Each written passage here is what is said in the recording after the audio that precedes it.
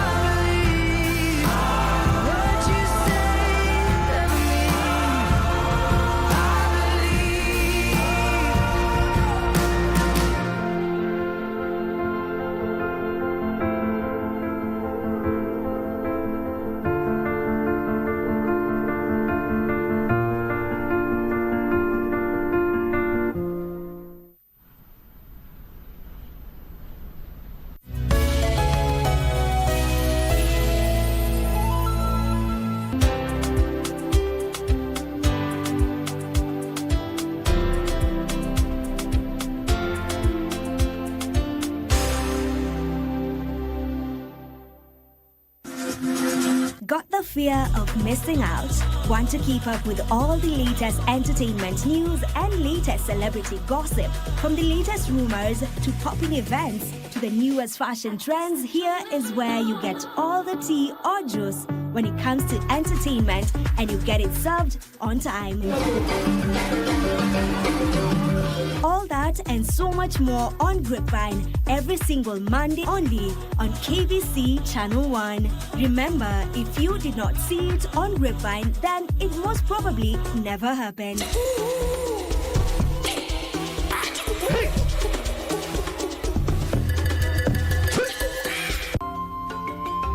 This isn't your business, and it's an arduous journey. Medical supplies is a crucial task. The faster we can fetch them, the better. You're the most experienced in disaster rescue. When we get there, we'll all follow your lead. Yes. Do you think this can block a bullet? Dr. Pub, did you fail physics? You're expecting that to block a bullet? That's true. They're running out. We might not even have enough for tomorrow. Swam, have you read Love in the Time of Cholera? Think we look like that now?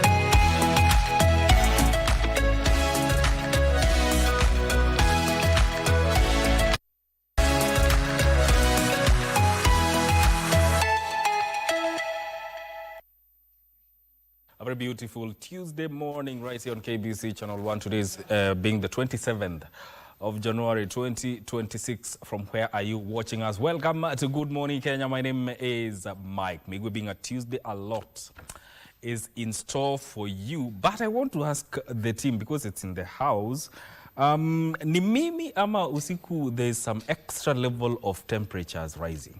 Vivian. It's really hot, actually. It's quite hot.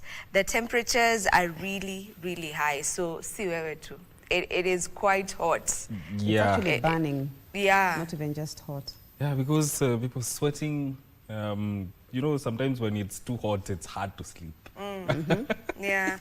But that's the state of the weather. A lot is in store for you, including matters to do with politics. Yesterday, the UDA had their NGC, which endorsed the UDA-ODM pre-election pact, and the president reiterated that this move is more strategic than political, and with this he is sure that he will be winning by a margin of 2 to 3 million votes come next year's general election.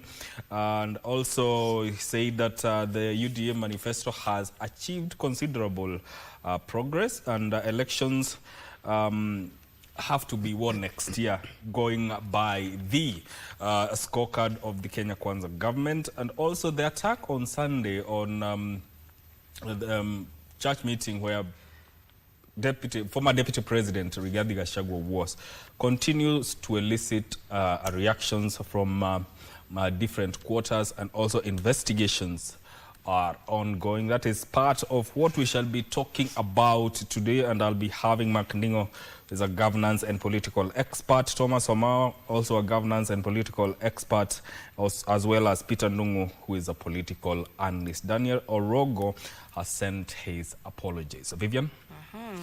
Now, aside from people and politics, today being a Tuesday, you know that we get to talk matters health right here on the program. We get to tackle different conversations around health, and just to get to spread awareness on the different conditions that are there, and try to see how one can be able to curb, one can be able to avoid, you know, and for those who are already facing the conditions or are living with the conditions, how best to go about it and the treatment options available. Now today will be no different. We'll be talking about acute gastroenteritis in children. I know that that word itself is such a mouthful, and it is something that may be new to a lot of people, and that is what we do here. We spread awareness and just get to pass information. So we'll be looking at gastroenteritis in children, and I'll be joined by one Elegwa Lean Ivy. We'll get to know what exactly that condition is,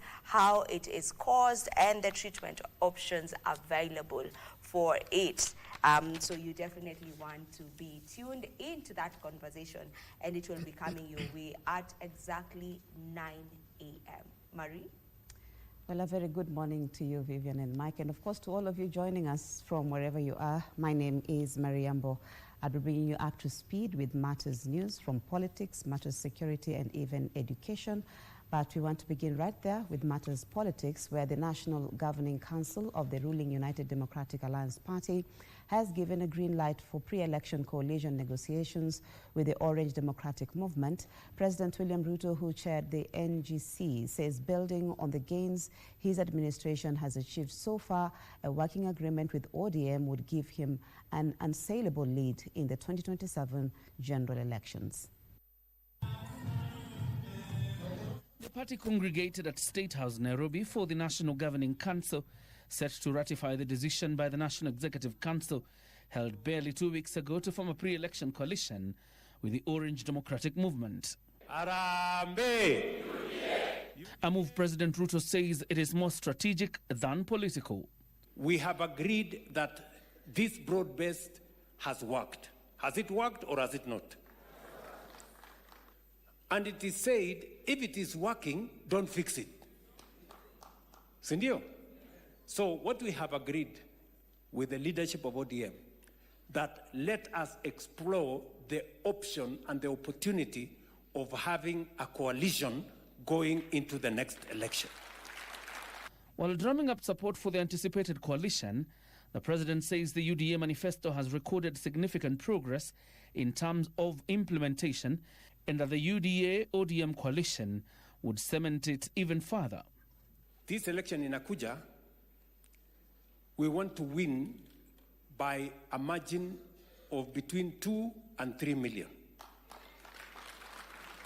Mnanisikia? Wacha nirudie. This election, the last election, we won by a margin of 200,000. 200,000. This election, we must win by a margin of 2 to 3 million. I am convinced we have done a good job. I am convinced whatever has not been done will be done before the next election. And I am convinced we will defend our scorecard in the next year's election. We believed in you when we made you president in 2022. And today, more than any other time, we believe in you more. The NGC also approved the fast tracking of the implementation of a NADCO report, with Parliament expected to process related bills once it's resumed from recess. The National Governing Council notes and adopts the update of the National Dialogue Committee report and that of the COIN-10 and affirms the party's commitment to the political and constitutional process arising therefrom. The party will also strengthen its grassroots presence ahead of the elections, with the NGC ratifying the decision to repeat recently held grassroots elections in polling centers that recorded minimal turnout. You can be official of the party, lakini ikifika pale kabla ya uchaguzi 6 months, una step down, ndio uchaguzi ikuwe free and fair for everybody. Tuwe na umaarufu kama UDA hapa mashinani, ili nguvu ambazo tunahitaji kutoka kwa rais kwa mambo ya kimataifa zisipunguke. UDA ni fire, si fire.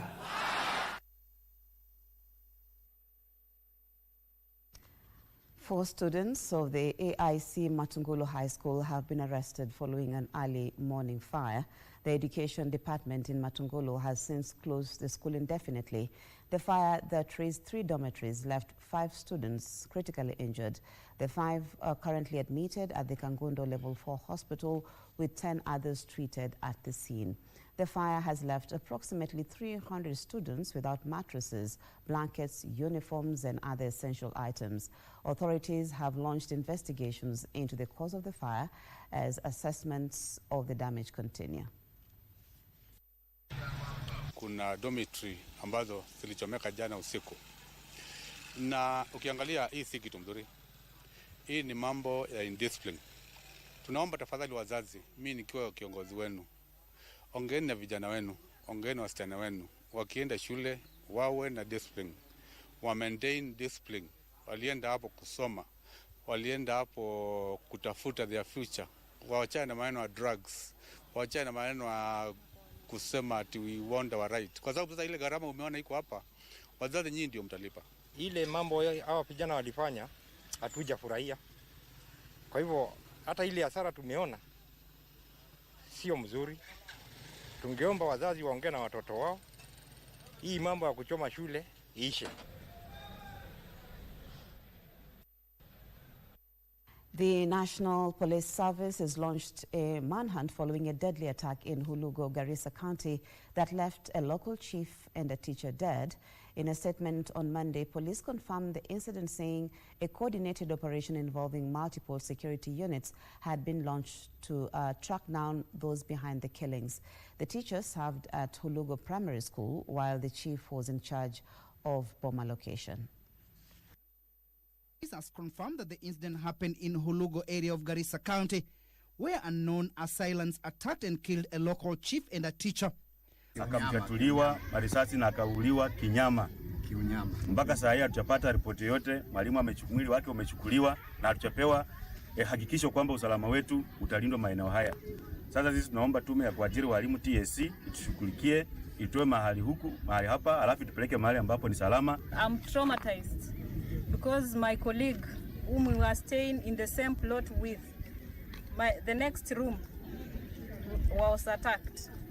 They came to my house first and they realized that mwalimu was not there. I think ni kama walikuwa wanamtarget yeye, because they came to my room, asked me a few questions and then proceeded to his room. Following the incident, multi-agency security teams were immediately deployed to the area to secure the scene, restore calm and launch a manhunt for the suspects. Police say the operation is ongoing, with officers intensifying patrols in Hulugo and its surrounding areas as investigators work to establish the circumstances under which the attack occurred. Area leaders have condemned the attack and urging security agencies to enhance security in the area and bring the perpetrators to justice. It is reported that the attack took place at dawn when heavily armed militants struck multiple targets in the area. The assailants first invaded the chief's residence, shooting him at a close range. The militants subsequently targeted the teacher's home, forcing him outside before killing him. A short distance away, immediately fleeing the scene. To matters education now, where the Education Cabinet Secretary Julius Ogamba has cautioned school principals against refusing to admit learners without school fees and uniforms as per the recent directive by the government. Ogamba says only 8% of grade 10 learners had not yet reported to school at the time of the presidential directive, hence admitting them will not put a strain on the resources of the various schools. The Education CS has warned that principals sending away learners risk disciplinary action, including possible dismissal. Since the inaugural grade 10 class started reporting to school, the government is keen to mop up 8% of learners who had not reported by Thursday last week, as it seeks to achieve 100% transition. Speaking earlier today, Education Cabinet Secretary Julius Migos warned school heads against failing to admit learners without school uniforms and fees. If, for example, you have admitted 700 students and then you have 4 or 5 who have not paid fees or who do not have school uniforms, these 5 or 4 cannot make it impossible for you to run the school. So the principals need to support the directive of the government. The CS said that action will be taken against principals not complying with the directive. And from today, data is being collected in the field. Should we find any principal who has returned a child home on the reason of them not having school fees or of them not having school uniform, action will be taken through the employer, the TSC, including dismissal from their jobs. He maintained that the government had already released the first installment of capitation, which amounts to 50% of the annual capitation, to ensure smooth running of first term.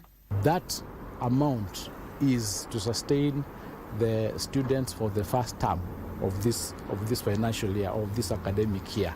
So issues relating to whether or not we're going to be able to release more money are conversations that we'll have, and we look at what can be done within the budgetary constraints that exist.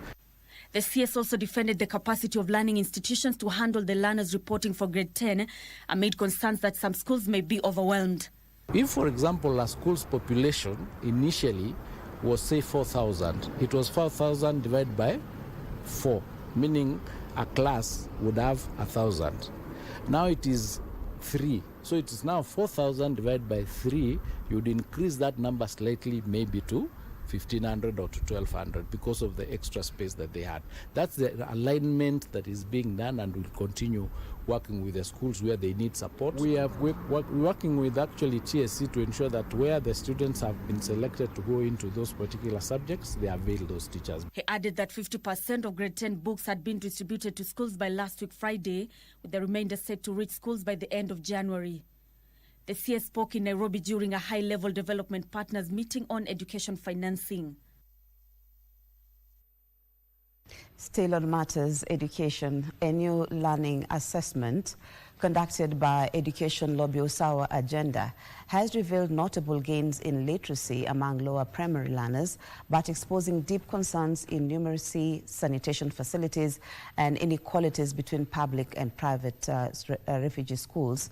Speaking during the launch of the second Foundational Literacy and Numeracy Assessment Report for the year 2025, stakeholders have called for urgent intervention as critical questions emerge about the country's preparedness to position itself as a STEM-driven economy.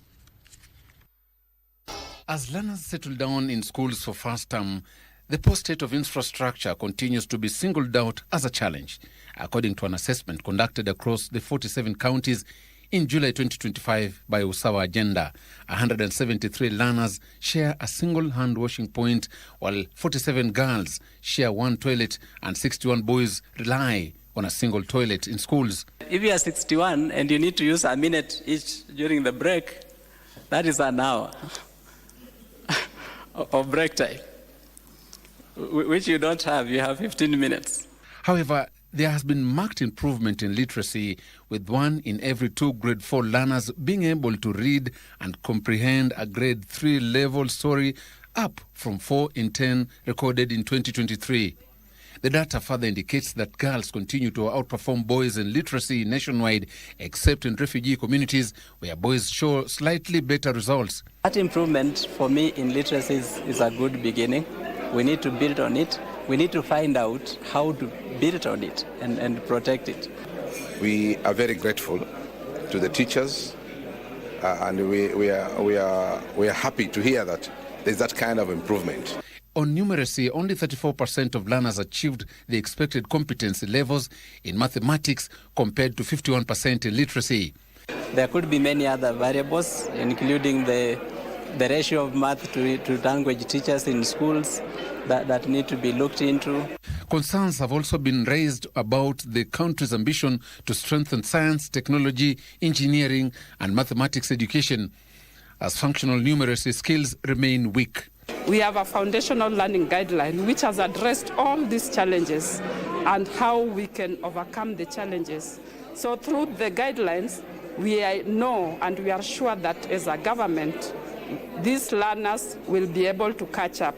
The assessment also highlights inequalities in rural areas where 36% of grade 6 learners cannot read and comprehend a grade 3 story compared to 28% in urban areas. The report says the situation is worse in public schools where nearly half of grade 6 learners struggle with basic reading compared to 19% in private schools. The issue of teachers, the Teacher Service Commission are here. They have something to say about that. We want to understand. If a grade 6 child cannot read grade 3 work, what has the Teacher Service Commission got to say about this? Because they're the ones that are tooling teachers, they're the ones that are working the teachers. In refugee schools, nearly 1 in 2 grade 6 learners cannot read and comprehend an English story, and more than half are unable to solve grade 3 level mathematics. We look at business now, where maize traders have been given a 1-month ultimatum to release stocks in their possession to the market, failure to which the government plans to allow in duty-free imports. Agriculture Cabinet Secretary Mutahi Kagwe blames high maize flour prices on hoarding of maize by farmers hoping for better prices. The price of maize flour has risen in recent weeks in what Agriculture Cabinet Secretary Mutahi Kagwe blames on hoarding by farmers. To ensure that protection of consumers from high prices is prioritized, Kagwe has warned that duty-free maize might be allowed in to cool prices if those hoarding the grain do not release it to the market. I would like to appeal to those people who are holding maize, farmers who are keeping maize, to bring maize to us in the next 30 days. After 1 month, if we don't have enough strategic reserves for the country, we will then move to the next stage, which is importing duty-free maize. Kagwe says the National Cereals and Produce Board has since last year targeted to buy 1.7 million bags of maize at a price of 4,000 shillings per 90 kilo bag. Tunanunua mahindi na 4,000 shillings. However, just 186,000 bags have so far been delivered, highlighting that the grain is either being held by farmers or traders for speculative reasons. We would like to collect about 1.7 million bags. But right now we have only collected 186,000 bags. But we are looking for 1.7 million bags. What does that mean? It means that somebody somewhere is keeping maize, anagojea asikie drought imeenda baya zaidi, ndio pengine bei iende hapo juu kidogo. He says the long-term goal is to build up stocks at the National Cereals and Produce Board depots to 4 million bags of maize. Ile mahindi sisi tuko nayo kwa wakati huu haiwezi kututosha Kenya nzima, hatuwezi.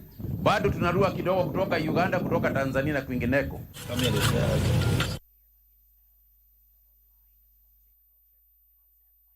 The Kenya Cyber Resilience Project has been rolled out to beef up the country's cybersecurity space amid a rapidly growing digital economy. Broadcasting and Telecommunications Principal Secretary Stephen Isaboke says the project will be implemented over the next 3 years, focusing on strengthening governance, institutional coordination, and public awareness while protecting critical digital infrastructure. Attacks hit an all-time high in Kenya between April and June last year, when 4.59 billion incidences based on data from the Communications Authority of Kenya were recorded. To enhance cybersecurity, Kenya is rolling out the Kenya Cyber Resilience Project to support the review of national cybersecurity policy, the identification and protection of critical information infrastructure, and the establishment of a national cybersecurity agency to provide leadership during cyber incidences and future crises. Your biggest issue is not now your physical borders or your brick and mortar. It is cyber. And you can actually see the effect or what can happen if your cyber space is breached. The risks are far too high to actually let loose, and hence the reason for this meeting. Also looking at how we can leverage global partnership so that Kenya becomes a key player when it comes to cybersecurity.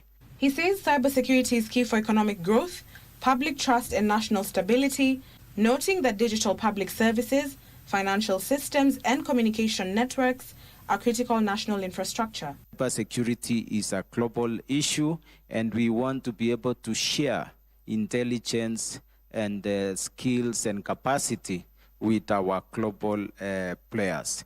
Our first priority is to move away from fragmented frameworks towards a clear, robust, legal and institutional environment. Without a unified rulebook or playbook, our defenses remain uncoordinated and face a risk to our digital sovereignty. A key focus will also be placed on public awareness and inclusion, with nationwide cyber hygiene campaigns targeting users of digital public services, supported by an interactive online training and certification platform.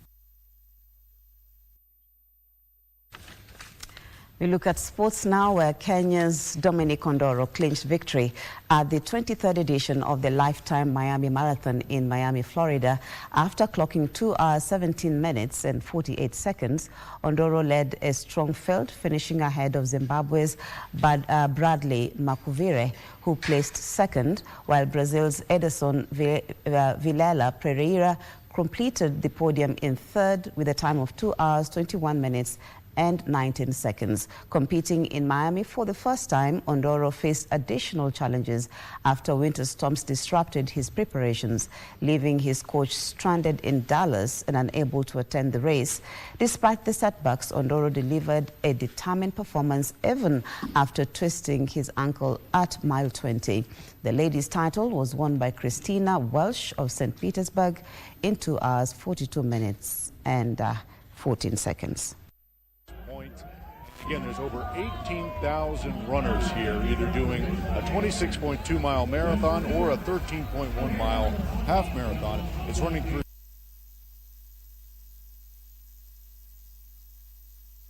And world champion, that is Faith Kipyegon, has inaugurated a maternity ward in Keringet aimed at improving maternal care in the region. The Dare to Dream facility is set to reduce childbirth complications and provide women with essential health care.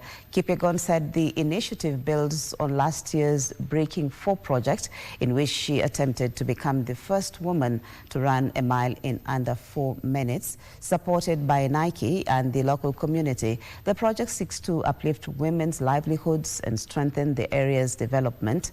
The groundbreaking ceremony was attended by two-time world marathon record holder Eliud Kipchoge, NOC Deputy President Barnaba Korir, and other notable guests.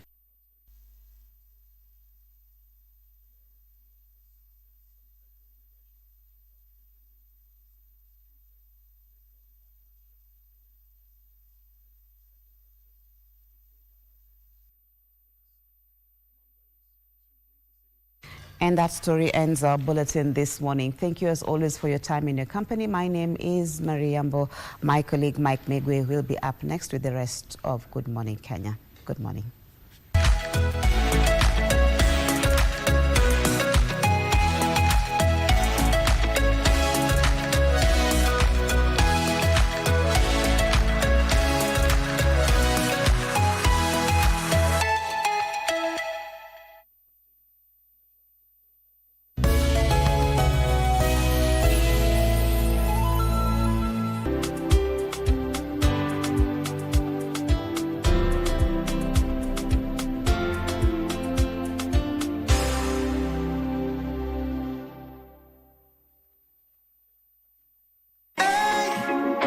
Friday night again.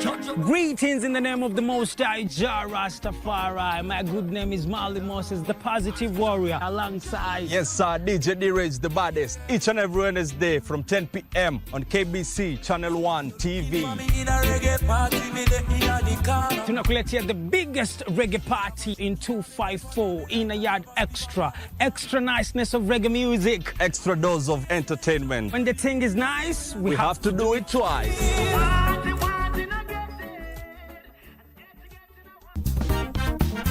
This is a conversation about changing systems, rebuilding dignity, and of course, proving that there definitely is life beyond the bars. Shock on me. This officer says to me, I'm actually here to arrest you. From that point on, the wrongful prosecution begins. I am a convicted felon in this country. The friends I had, all the contacts, everyone has disappeared. So reality checks in.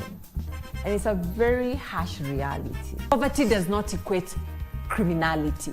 So let us change that in this country and see to it that the opposite of justice is not inequality.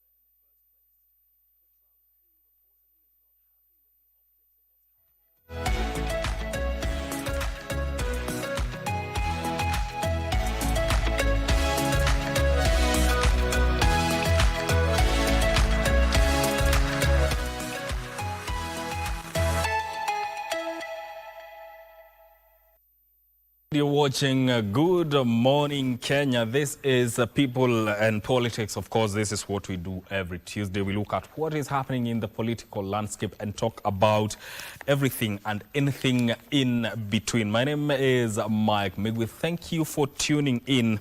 You're just in time for our first conversation. But before we get into our first conversation, it's important I take you through the front pages of our local dailies, and I'll be starting with the Standard.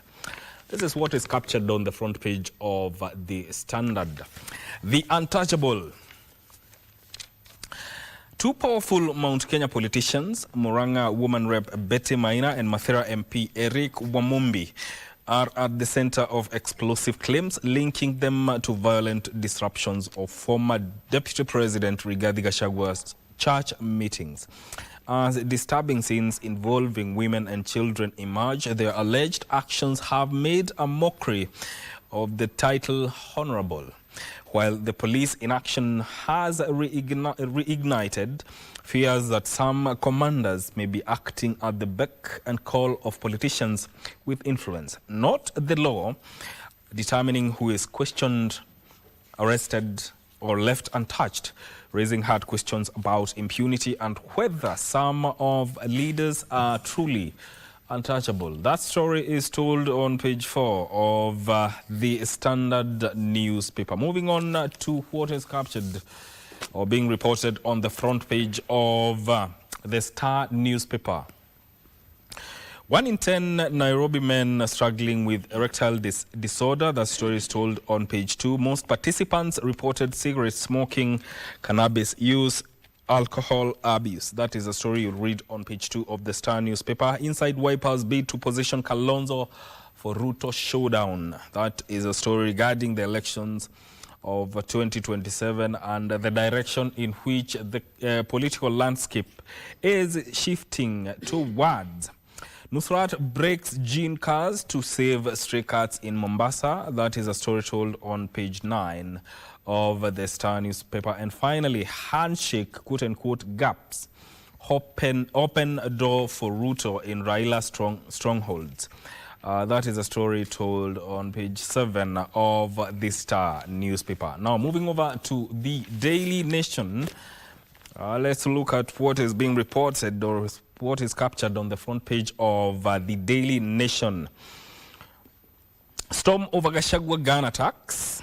The clergy has condemned Sunday's disruption of a church service attended by former Deputy President Rigathi Gachagua and demanded an end to the desecration of places of worship by police officers and goons. That is a story told on page 4 and 5 of the Daily Nation. After attacks, this is a question that is being asked here. Cover up. After attacks on former Deputy President, authorities still vow stern action as perpetrators walk free. Read that story in detail on page 4 and 5 of the Daily Nation. How learners who cannot read are progressing to junior school. Half of the learners in grade 6 can neither read and comprehend a grade 3 level English story nor solve numeracy problems for that class. That is according to a new report raising serious questions about the quality of education within the country. That story is told on page 2 of the Daily Nation. Taxpayers face heavy burden as county chiefs set to earn a state pension. That is a story that is captured on page 7 of the Daily Nation. And actually the front page of the Daily Nation captures part of what we are going to talk today regarding matters to do with power, political parties, and the limits of politics. You saw what happened on Sunday. We also saw that the disruption of a church service in Witima ACK Church in Othaya, that is in Nyeri County. There was tear gassing and fracas that followed thereafter. So what are the limits of politics?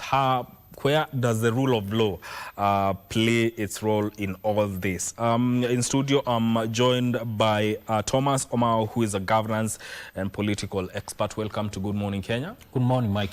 And also Mark Ndingo, who is a governance and political expert. Karibu sana. Good morning, thank you. And Peter Ndungu, who is a political analyst. Karibu sana to Good Morning Kenya. Good morning. Yes, now we get into this conversation. Actually, the front page of the Daily Nation, storm over Gashagua's gun attacks, there's an outline of events that have happened, and there have been fracas in those events. And one of the persons, actually the common denominator there is that these are functions that have been attended by the former Deputy President, that is Rigathi Gachagua. I don't know, Omao, what you make of all this. Seeing that we are now nearing the electioneering period and the kind of politics that we are engaging in, what do you make of all this? Thank you once again, Mike, for the golden opportunity. Actually, I saw the sad scenes from the church in Othaya, and personally, I'm a Christian and also a church elder who subscribes to the Seventh-day Adventist Church. And from our faith, we are told that a church is a place where people go to seek solace from the daily challenges of life. But it was so sad that we saw the sad scenes from Othaya. What we saw is a reflection of what is most probably going to happen in the coming elections of 2027. In 2018, Nick Chisman authored a book about election rigging, and the title of the book is Rigging Elections. With the respect to Chisman, elections are stolen way before the material election day. And he has outlined a number of ways of rigging elections. Yes. And part of the reasons is use of violence, intimidation, and even goons. What we saw is so sad, Mike, Yes. because if we are not keen enough as a country, we are going to witness what happened in the aftermath of the elections of 2007. And I believe we have in place proper constitutional structures. We have Article 15 of the Constitution has laid quite an elaborate number of constitutional institutions, Yes. Including but not limited to the National Cohesion and Integration Commission, that should move with speed to contain these scenarios before they erupt or before they bring about the ethnic jingoism as we head to the elections of 2027. Political rights are well defined in the Constitution. Let each and every Kenyan hold his or her political rallies without necessarily being intimidated. Yes. We need to have that right without any fear of contradiction.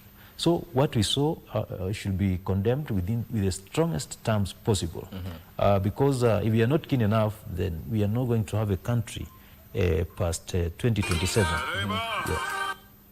So when you look at marketing, when you look at what is happening, I want to get your sentiments on that, and also there's something that Omar has said in his opening remarks, that this is a reflection of what is to come in 2027. Do you agree with that?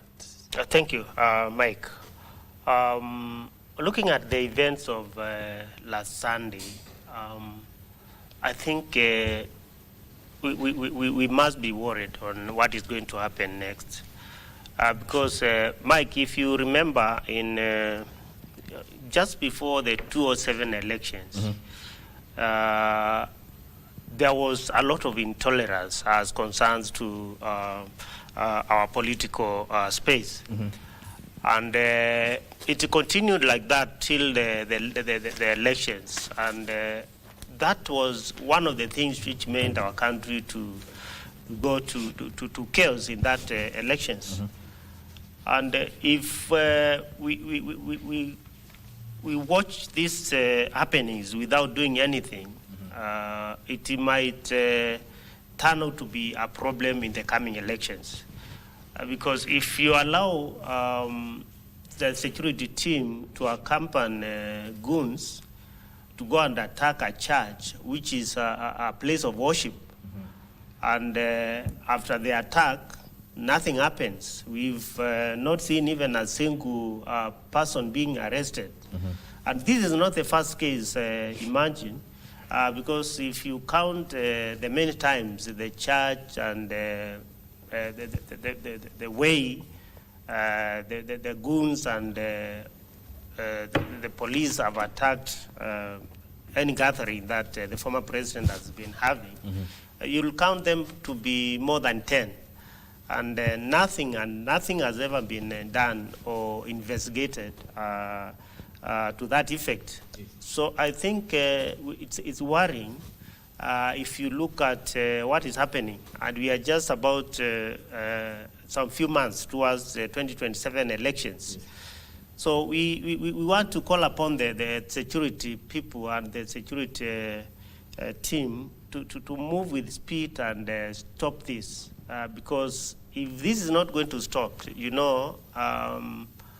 nobody has a monopoly of violence. Even those the violence being meted upon will now plan how to retaliate, and that will not be good for this country. So we need to call it out, and we need to condemn it with the highest terms it deserves. Yeah. Indeed, on the front page of the Daily Nation, it has outlined events citing November 2024, suspected Mungiki gang members attack Gachagua in Limuru, Kiambu. December 2024, police officer hurls tear gas, disrupting meeting at Shamata in Nyandarua. April 2025, gunfire, Gachagua security men battle goons, PCA in Mweki, that was in Nairobi. February 2025, goons disrupt Dorcas Gachagua's crusade at Kamukunji. It's outlined a number of events that have similar happenings. And I want you, Mr. Peter Dung, to give your take on that, and also ask you this question. Where do politics end and the rule of law start? Thank you very much for giving me this opportunity. Karibu sana. And secondly, I would like to condemn whatever happened on Sunday because it was not a good thing. But there is a saying in Kiswahili which says that Mugara muwe na haki yake mpe. Yesterday, I watched the MP for Madeira, Wamumbi, articulating issues. And unfortunately, his issues has not been captured in our media today because he was elaborating clearly that whatever happened was, even if it happened the way it happened, but somehow it was stage managed by the people who want to look for sympathy. Because we have to look this coin from the both sides. We have to check and look into these details, in details, kabisa, because now on Sunday, me as a politician, I'm looking things from a different angle. One, I would not like such things to continue happening again, first and foremost, because children and women and the elderly people suffered, and everybody else suffered. Secondly, there are some people who are trying to drive a narrative or trying to get sympathy from other people at the expense of even lives of the other people. Because in our circles, that is political circle, somebody was trying to bring an issue that one of that competitor of ours has already been abducted, but that thing did not carry the day. So this thing I would like, and also let me thank it's called the Inspector General of Police, Mr. Kanjam, because he requested immediately the investigation to start. I know very soon investigation will be completed and people will be apprehended from whichever side and will be taken to court. But also, let me talk about politics. This narrative, this issue, has now already covered up the current government scorecards which were produced yesterday. Some of these things are done mathematically. Those people who come up with these things, they know what they are doing. These are pure politics. Is somebody trying to stop something else, Kenyans from listening to what they should be listening and all the attention taken to one direction? Because, for example, let me tell you, yesterday was a very, very important day for Kenyans when their main servant number one, His Excellency the President, was releasing his scorecards to Kenyans, telling them, since you elected me, to date, this is what I have done for you. But today, unfortunately, in our newspapers, the report is so small. Every attention has been stolen by the incident which happened on Sunday. Now, these are pure politics, and I would like to request Kenyans to pay attention on things which can help them. Because, for example, like whatever was being articulated yesterday was very, very important to our lives. Because the president himself yesterday explained very well how he has come up with agendas of transforming this country. Be that as it may, you know, this is not the first time we are having these events happen. Yes. It's outlined here, and it's even on public domain. Events in Mweki, Nyandarua, Kamukunji, in Kigumo, Muranga, Narok Town, Gatondo South. So let me ask you this. First of all, if I want to get your point right, are you suggesting that whatever was happening on Sunday was stage managed? I will not rule out that item. I say this here that either of the two, that maybe they were attacked the way they are saying, or either maybe this thing was stage managed by the culprit themselves. Let me ask you this. If it was stage managed and we've had a replica of the same in past events, why haven't people been arrested for stage managing these events? No, that's why I'm calling upon the Inspector General. And we were very lucky because on this Sunday, Inspector General of Police came out himself and requested that investigation be done. In fact, he gave directives to the people in charge to do investigation and apprehend the people who are responsible for this and take them to court. So at least now there is a spark of the light at the end of the tunnel that these things must stop now. Whoever is responsible, me, I'm not saying that this one should be protected or the other person should be protected. No, I'm saying whoever is responsible should be apprehended and taken to court of the law. Another question to you. Yes, we've had these events, and every time there's an aspect of investigations will be done, and people will be held to account, people will be taken to court, those who have perpetrated this. Why haven't we seen anyone being prosecuted on that?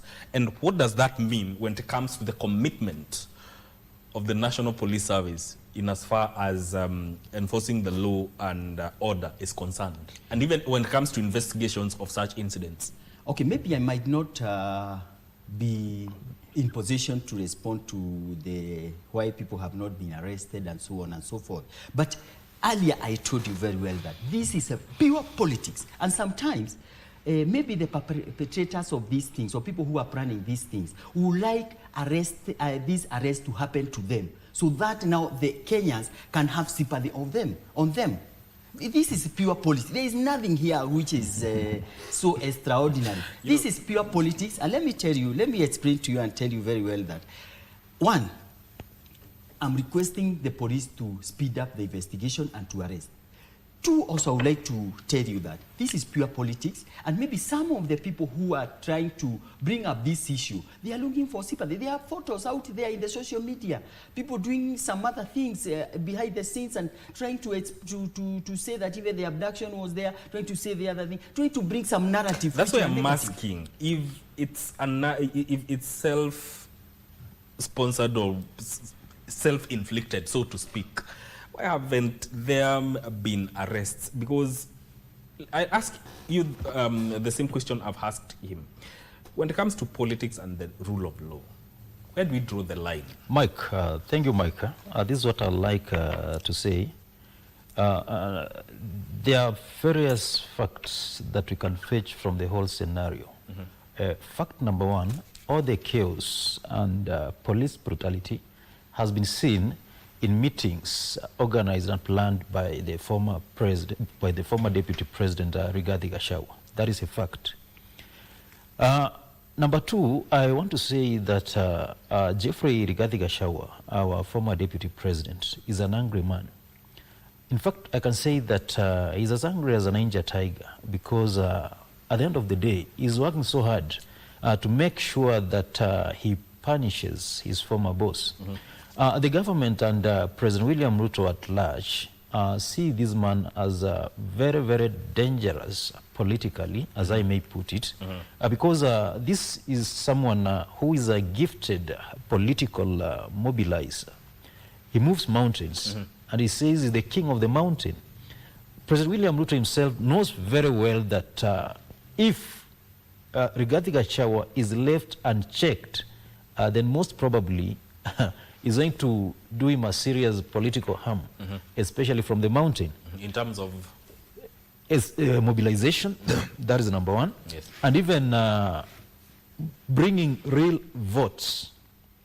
Gachagua has time and again, not once, not twice, not thrice, said that this time round, the Mount Kenya region, be it east or west, is going to cast their votes for one candidate. And the particular person they are going to vote for must win these elections. President William Ruto himself knows what this man can do. In fact, in the previous elections of 2022, Gachagua mobilized people from the region and they voted for the UDA government. And it must also be remembered at some point when the former deputy president was in office, he was issuing real and direct threats to those members of parliament from that region who were against him. And he was saying that if you don't toe the line and be loyal to the people, then the people are going to send you back home. And that's why those members of parliament sent him home before he could send them home. So what is basically happening, Mike, is a political witch hunt. And as I can carelessly put it, they want to checkmate Rigathi Gachagua, who is seen as a serious threat to their political existence. Rigathi Gachagua is a serious existential threat to those members of parliament who are against his policies, his agendas. But another serious question that we need to ask ourselves: will the investigative agencies move with speed and conduct these investigations? As a political scientist, I want to say no. Right. There is no investigations that are going to happen. Reason, those who are supposed to do these investigations, I want to say that the institutions of that are mandated to doing that are controlled by the state and government. I just want to put it frankly that way. And these are the same people who want to control the movements and the political activities of Geoffrey Rigathi Gachagua. So I don't think whether we are going to have any arrests. I don't think whether we are going to have any investigations. And about the question of stage management, that one I want to rule it out, frankly. Reason, we saw bullet cartridges. That basically implies that they were fired from those who are supposed to do that. So how can a government investigate itself, Mike? That is a question that we need to ask ourselves. But at the end of the day, we need to interrogate ourselves. Yes. This is a serious recipe for chaos. And if our leaders are not keen enough, we are going to have a replica and also a repeat of what happened in the aftermath of the elections of 2007, yes. Where ethnic jingoism took center stage. We have a country to guard. You know, in the East African region, Kenya is seen to be a regional hegemony, in quotes, a small superpower. We need to guard that with a lot of respect. Mwalimu Julius Nyerere, in the early 90s, told his people in Tanzania that if you want to go to Europe, just move across the border and enter Nairobi. That's the Europe of Africa. So we need to protect our values, our politics, and also our principles as a country. Because if we are not keen enough as a country, we will not have a country beyond 2027. Are we doing that right now? Well, as I said last time, the greatest problem and challenge that we have is lack of political hygiene. Why is it that politics is seen to be a matter of life and death? Why can't we compete on ideas and policies? Why can't we give other leaders, other opposition leaders, the airtime to talk their policies? You see, the aftermath of the by-elections in Malava and also from the Mount Kenya region, again, raised some fundamental questions. And the first question that those by-election raised, number one, is this by-election a reflection of what is going to happen in the elections of 2027? The question is yes. Another question, will there be police brutality as we approach the elections of 2027? The answer is again in affirmative. Another question that we ask ourselves, will there be voter bribery, intimidations as we approach the elections of 2027? The answer is also in affirmative. So, Mike, we need to be very serious as a country, both the political actors from the government side and also from the opposition side. At the end of the day, we have a country. Kenya is bigger than anyone. Kenya is bigger than any individual. Yes. We need to sanitize our politics and be serious, lest we face what we faced in the elections of 2007. We need to sanitize our politics, very important aspect there. We're talking about power parties and the limits of politics right here on Good Morning Kenya. We take a very short break. We'll be right back to continue this conversation. Stay with us.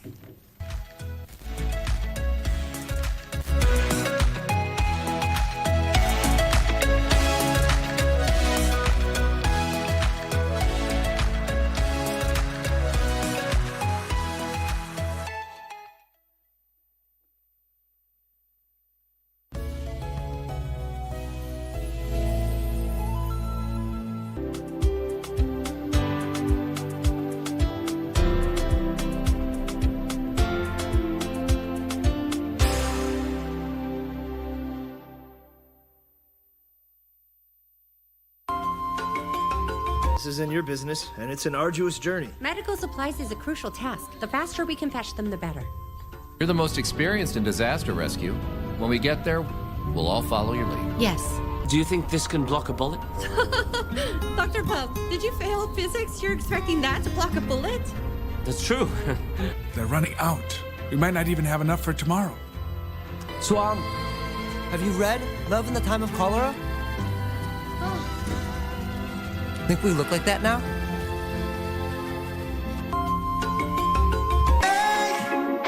Friday night again.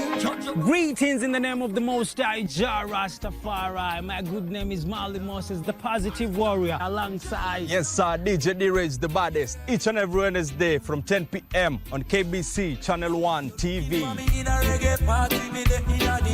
Tunakuletea the biggest reggae party in 254 in a yard extra. Extra niceness of reggae music. Extra dose of entertainment. When the thing is nice, we have to do it twice.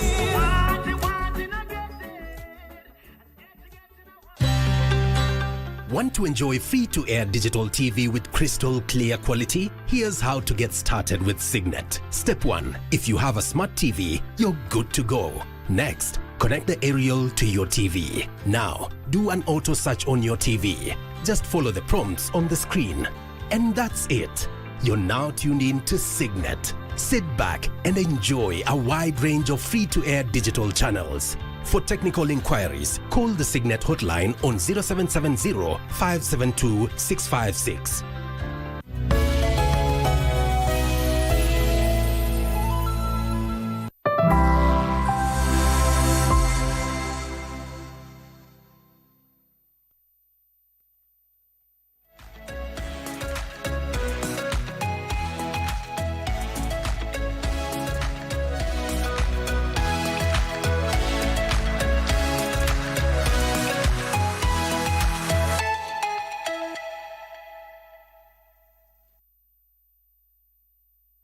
Welcome back to Good Morning Kenya. You're watching People and Politics, and we continue with the conversation that we are having today on power parties and the limits of politics. And I want to ask you, Mark Dingo, from your perspective and going by the events that have happened in the past of similar characterization. What, from your perspective, do you think is the end game? Thank you, Miggy. I think before I give my response on that, I need to dispel the notion that Dungu here is saying the events were strange managed. Because if you look at what happened, we could see real goons who came with a Nissan Matatu, accompanied by a Land Rover from the police, and we could see them armed.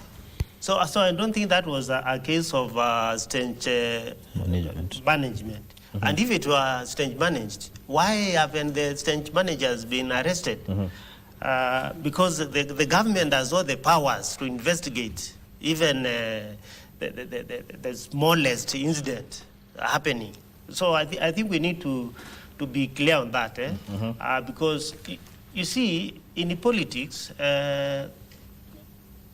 people want to drive their point so that it can appear to be the truth. But if you look at both sides, those who are saying it was strange managed and those who are saying this was something which was meant to stop the former president from addressing the gathering, you draw the lines and you'll see who is telling us the truth.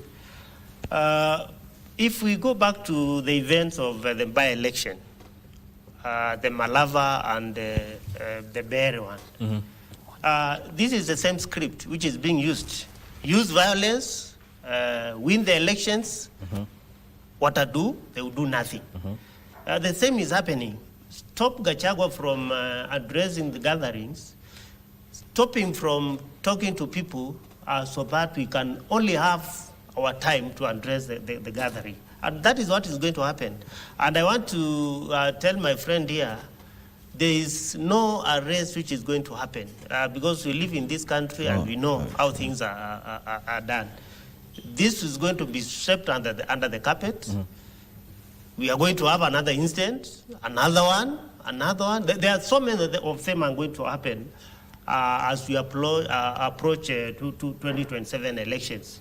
But let me say this. you know, most of our leaders nowadays have taken politics as a matter of life and death.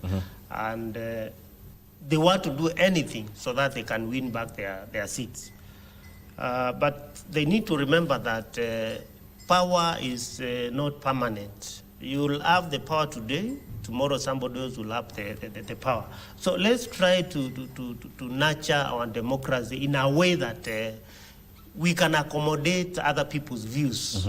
We can accommodate people who criticize us. Let's handle them with ideas and ideologies on how we can compete with them in a fair game. But try to suppress and to curtail other people's movements, other people's ideas, I think that one will not get us anywhere. It can only bring chaos to this country, and it can only cause a lot of problems to most of us. Because if you throw tear gas to a church where we have children and women, what message are you telling us? And what message are you telling the young ones? Actually, that is the question I wanted to ask. The future leaders of tomorrow. What is the message being sent when politics enter places of worship? Yes, that is the wrong message being sent to the young leaders of tomorrow. You are trying to tell them you cannot win an election without curtailing other people's movements. And that is wrong. That needs to be stopped. It needs to be condemned, and we need to be accommodated to one another. We can differ in ideas, we can differ in ideologies, but let's compete in a fair way so that whoever wins the election wins in a fair way. Because now we are trying to copy some things which are happening in Tanzania and Uganda, whereby you want to do an election by making sure your opponent is nowhere near the place of the election.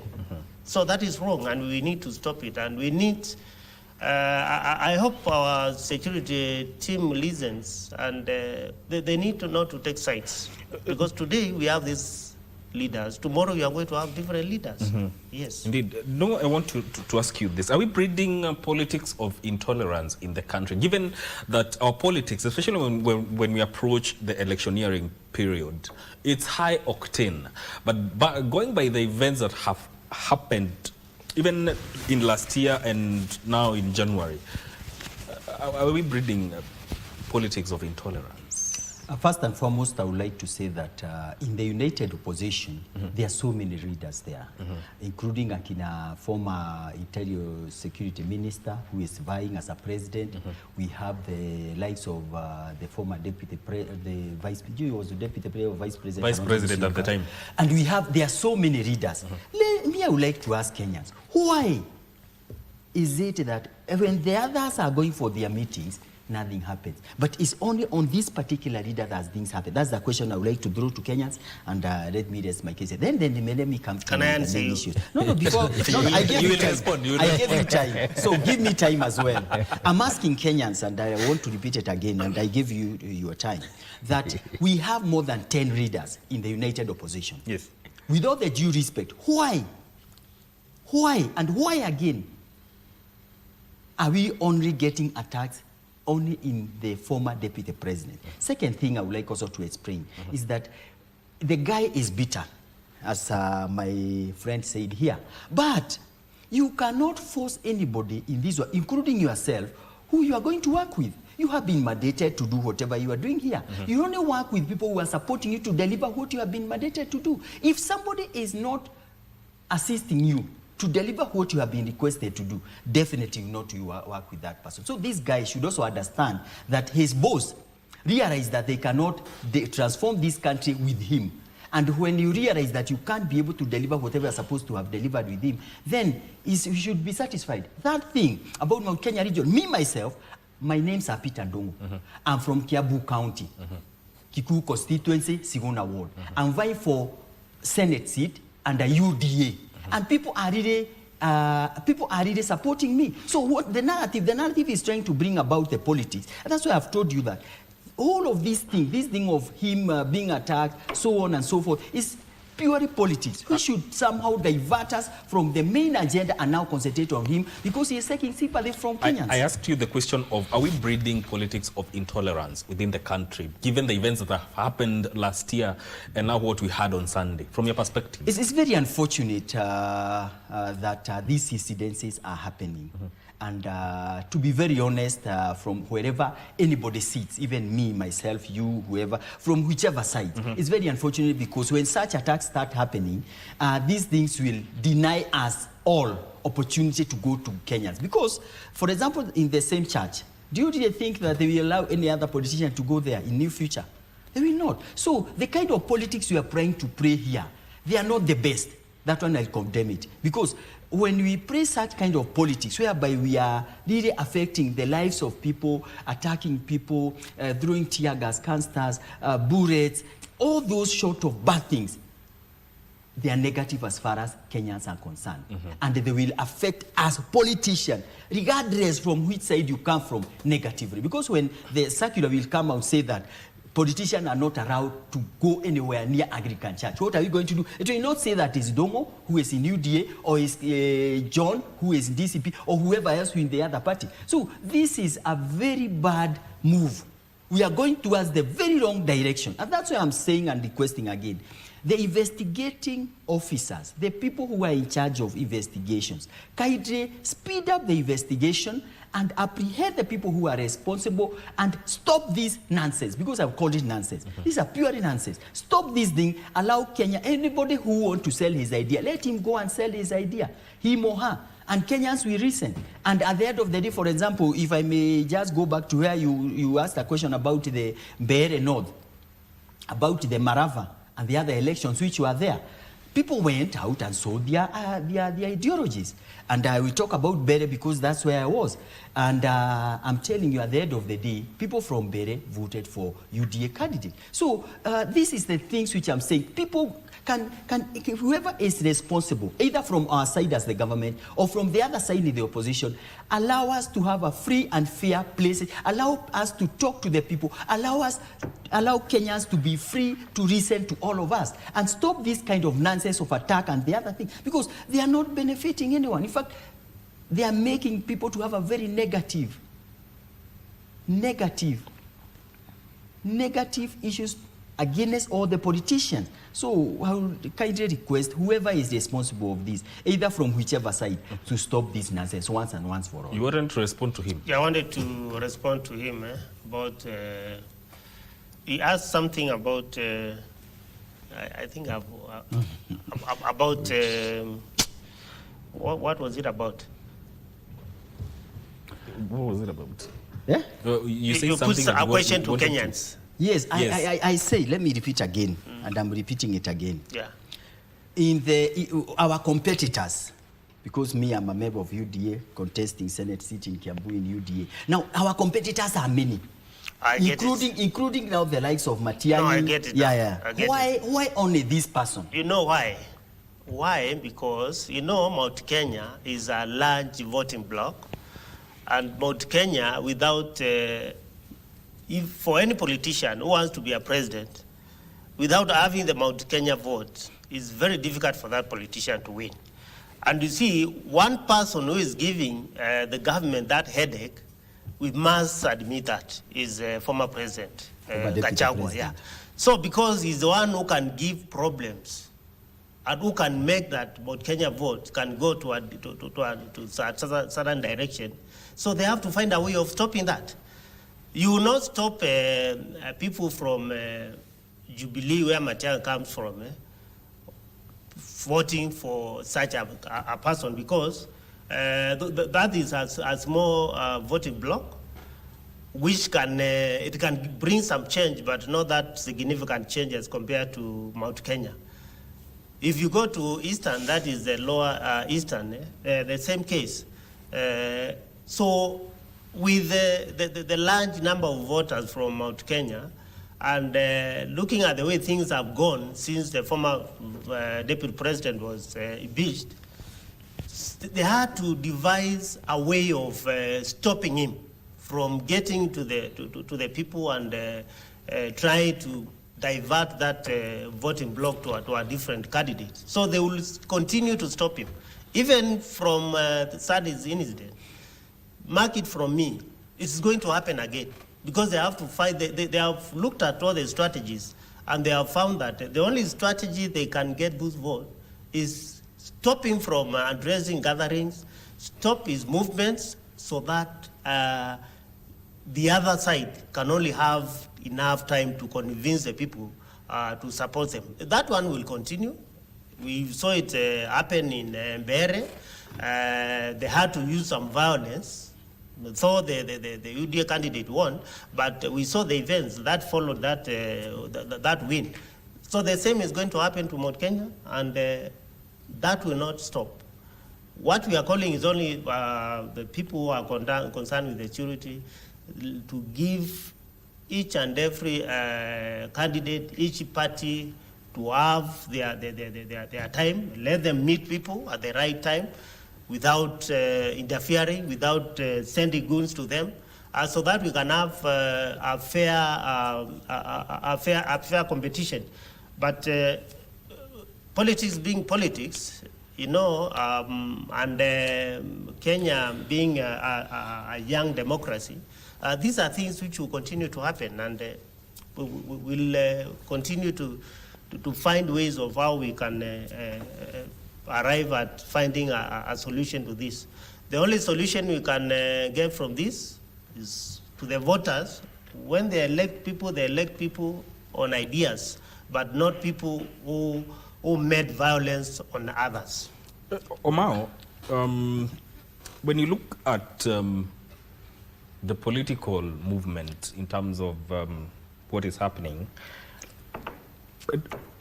I want to get this from you. Is there selective enforcement of the law dictated by political affiliation? Thank you, Mike. A common denominator that underscores the social contract theory has it that power belongs to the people. The social contract theorists like John Locke, Thomas Hobbes, and Jean-Jacques Rousseau have all agreed that those who occupy positions of power do so at the mercy of the people and must work for the people, failure to which they'll be subject to overthrow by the same people.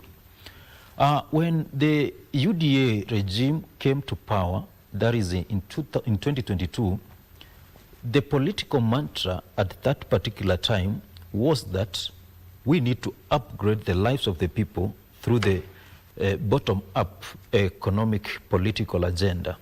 Currently, we are being treated to a different version of a Singapore moment. What happened with the bottom-up economic agenda? And I think that question will be answered by our friend who is from the government side. Yes. From where I sit, Mike, I want to say without any fear of contradiction that the UDA regime has failed terribly.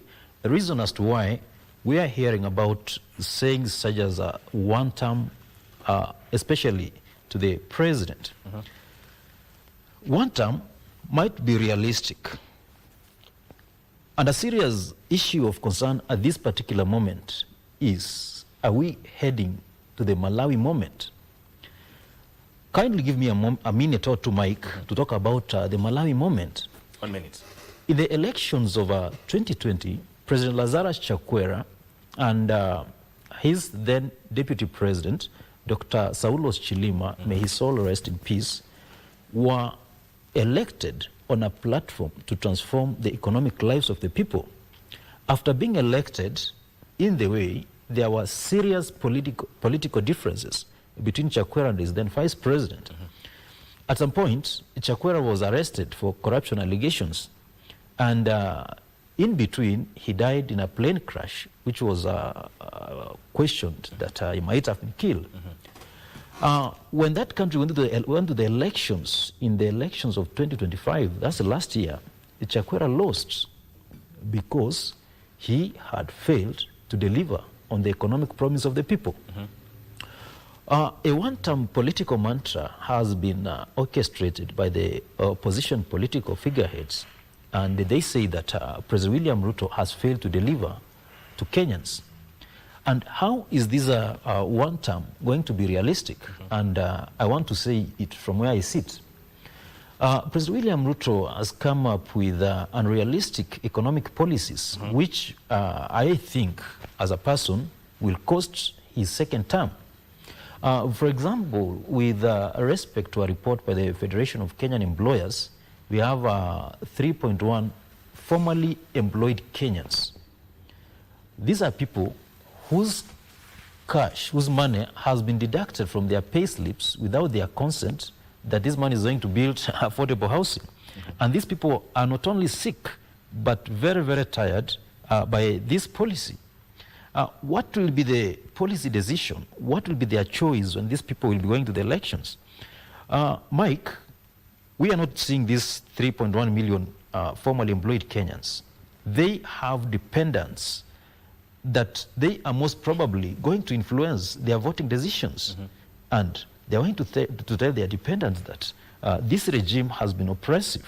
It has come up with retrogressive economic policies that has affected us in a negative way. What about those who are in the informal sector, who are in millions? Actually, the Federation of Kenyan Employers has put it at 19.4 million. So the one-term political mantra is something that is going to be very, very realistic. As our friend tells us what happened to the bottom-up economic agenda, we want to believe that this country must move forward. Yes, I had asked you about the question. I had asked you the question about is there selective enforcement of law, especially, and does it depend on political affiliation? Sure. That is there, Mike.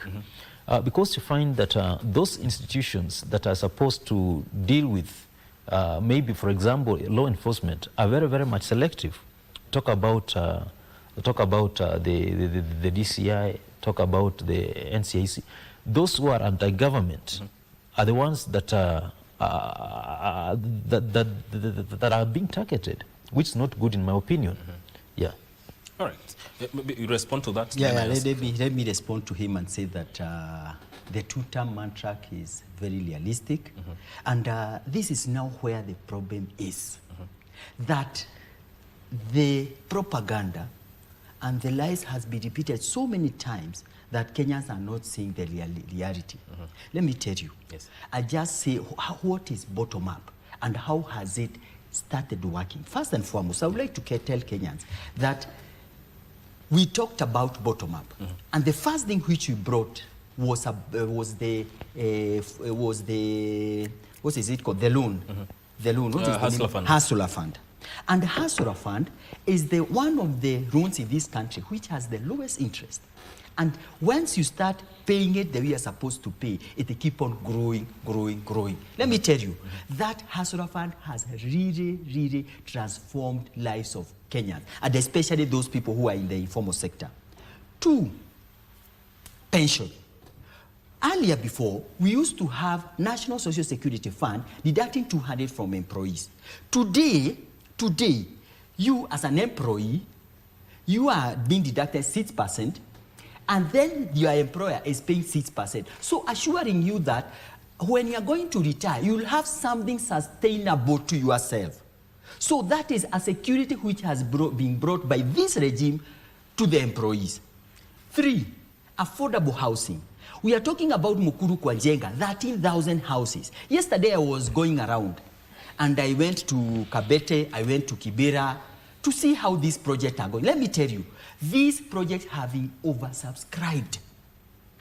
That money which has been deducted to the employees, let me tell you, the kind of transformation these houses are going to do to Kenyans and are continuing doing to Kenyan is in big. And this is now what we call bottom-up. Because when somebody was living in whatever he was living in, and now the house has been built by the government, he has been or she has been allocated a house. That is a total transformation. When somebody was having a small business and was not able to go to the next level, and then here there is hustle fund whereby you are not needed a collateral, so on and so forth, and then you get money, provided you have a discipline, you are paying it well, then you are able to grow your business and you are able to transform your life. Thirdly, we realize that youth of this country, as much as the hustle fund is there, as much as the other youth funds are there, then they cannot be able to be sustained with own money. So that's why we came up with Nyota. Nyota is a grant. We are giving every youth 22,000. And let me tell you, up to now, we have already given 59,000 youth money, that money. And at the end of it all, we are going to give 800,000 youths that money. All right. And they will benefit and will be able to move from one point to the other. About health. SHA, those people who understand how these things are going. Because, for example, the other day I went to Kijabi Hospital. There's a friend of mine who was there. He had a head problem. He was paid for 160,000 bill. I went to Nasser Hospital the other day. I went to Thika Level 4 Hospital. I went to Kiabu Hospital. I went to all these institutions, and SHA is working. And now the other thing is that SHA is sustainable. The other thing these people have been talking about, saying that our president is a liar. Let me tell you, if a country is to grow, it must have reserves.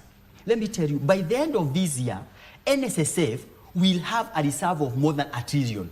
We don't need to go to China. We don't need to go to the other people to beg for money. We'll be now getting our loan from our local institution here and growing our economy. Right. Let me tell you, the plans are there. And let me tell you, the plans which are there will transform this country in a very, very big way. Just give us time. And the last one, when somebody is doing constructing a house, first you start with foundation. And this is what President Ruto has been doing for the last 2 years. And foundation, most of the times you can't be able to see it. Yes. You'll be able to see from this level going upward, isn't it? Right. So what I'm telling Kenyans is that the plans are there. This government has really transformed the life of most of the Kenyans. And if your life has not been transformed, just open your eyes, listen, go to wherever you need your assistance from. If it's health, go SHA, take SHA. And let me also tell you the other thing is that last time, it was NHIF had a membership of 7,000. Today, as we are talking, SHA has a membership of 24,000 point something. I think we'll allocate time to talk about scorecards. Yes, I'm just answering my friend. I'm we'll allocate time to talk about the two-term narrative is totally there, and will be there. And Kenyans will appreciate the scorecard, and Kenyans will be the judge of that. But I want I want to give you each 30 seconds. Yes. To close this discussion with this question. Yes. How do we course correct? Because now we are heading into 2027, and we see the kind of political environment in which the country is operating in. Yes. In 30 seconds, how do we course correct and head in the right trajectory? Let me start with you. As I said earlier, level playing ground. If it's Ndongo who is contesting in UDA, and I go to area which is prone to be competitors' area, let me be given a chance to explain. If it's them, competitor coming to our area, let us also be given level playing ground. Level playing ground. Simple and clear. Okay. Yeah. Magningo. Yeah, to the leaders who are not tolerating others in terms of competition, let's tolerate one another.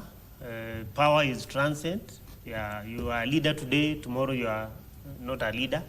Let's compete on a fair environment and let Kenyans decide who they are going to elect as their leader. As the saying goes, power corrupts, and absolute power corrupts absolutely. To our leaders, we have a country to keep. Our unit of purpose, we must be guided and united by our unit of purpose. That is my opinion.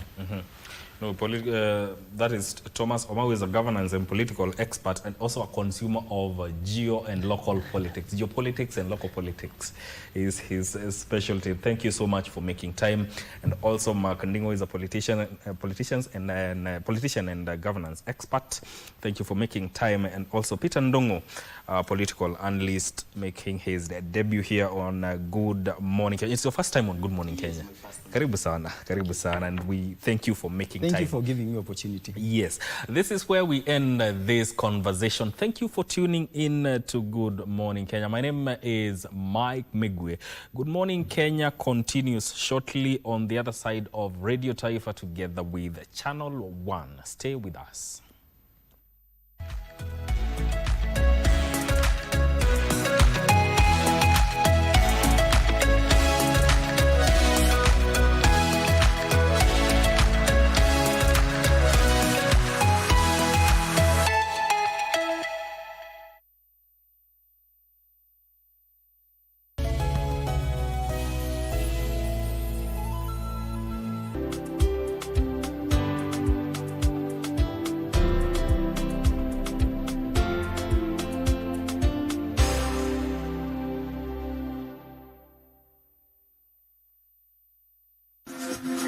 Got the fear of missing out?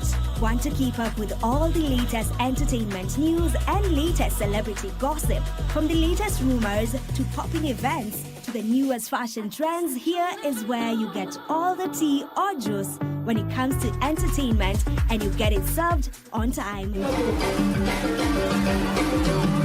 All that and so much more on Grapevine every single Monday only on KBC Channel 1. Remember, if you did not see it on Grapevine, then it most probably never happened.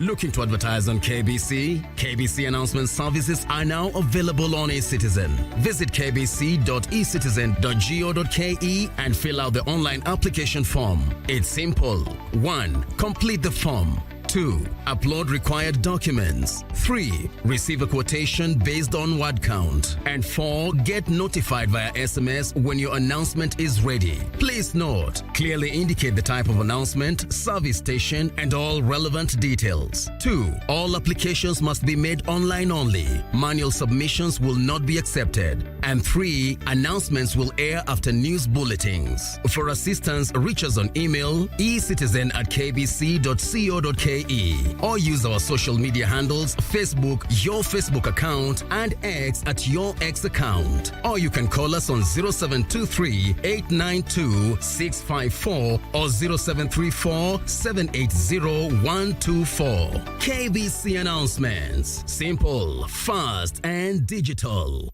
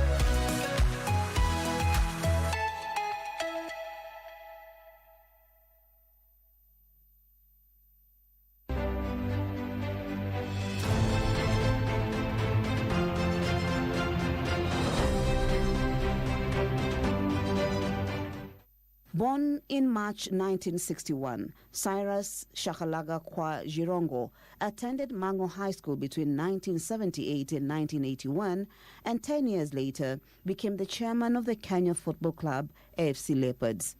Jirongo was only 31 years of age when he teamed up with the likes of Sam Nyamweya, Fred Kiptanui, and the current president, William Ruto, among others, to start the Youth for KANU 92, commonly known as YK 92, the youth movement that supported President Daniel Arap Moi's re-election bid in 1992, following the return of multipartyism. Despite the lobby group's influence in the re-election of President Daniel Arap Moi in 1992, it arguably became politically overzealous. For instance, Jirongo called for the resignation of Professor George Saitoti, which coincided with a walkout from Parliament by opposition MPs in protest. Jirongo's goose was already cooked. Moi claimed the organization had joined the opposition to undermine his presidency instead of choosing to defend his vice president, Professor George Saitoti. Jirongo's path to redemption through establishing a power base in Western Kenya would not last long, as he found himself on the wrong side of President Moi, eventually getting detained over possession of unlicensed guns after his houses were raided in search of firearms. Jirongo would become politically relevant once again in 1997 when he was elected Member of Parliament for Lugari constituency. 6 months into his post, he announced plans to run for presidency in the 2002 general election.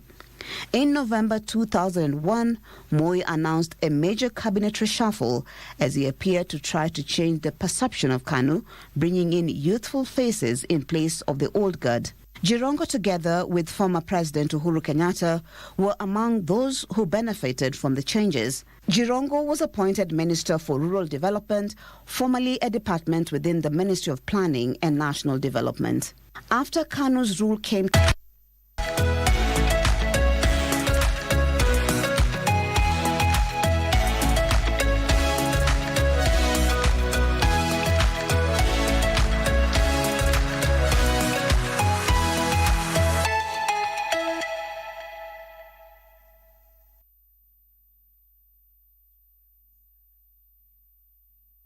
KBC Channel 1 wenzangu kwa kunipokeza usukani sawa na KBC Radio Taifa, sauti ya Mkenya. Msikilizaji na mtazamaji, karibu tena kwenye Gumzo Pevu, ushirikiano mkubwa wa Radio Taifa na KBC Channel 1. Leo tukiangazia masuala ya afya ama mustakabali wa sekta ya afya hapa nchini Kenya.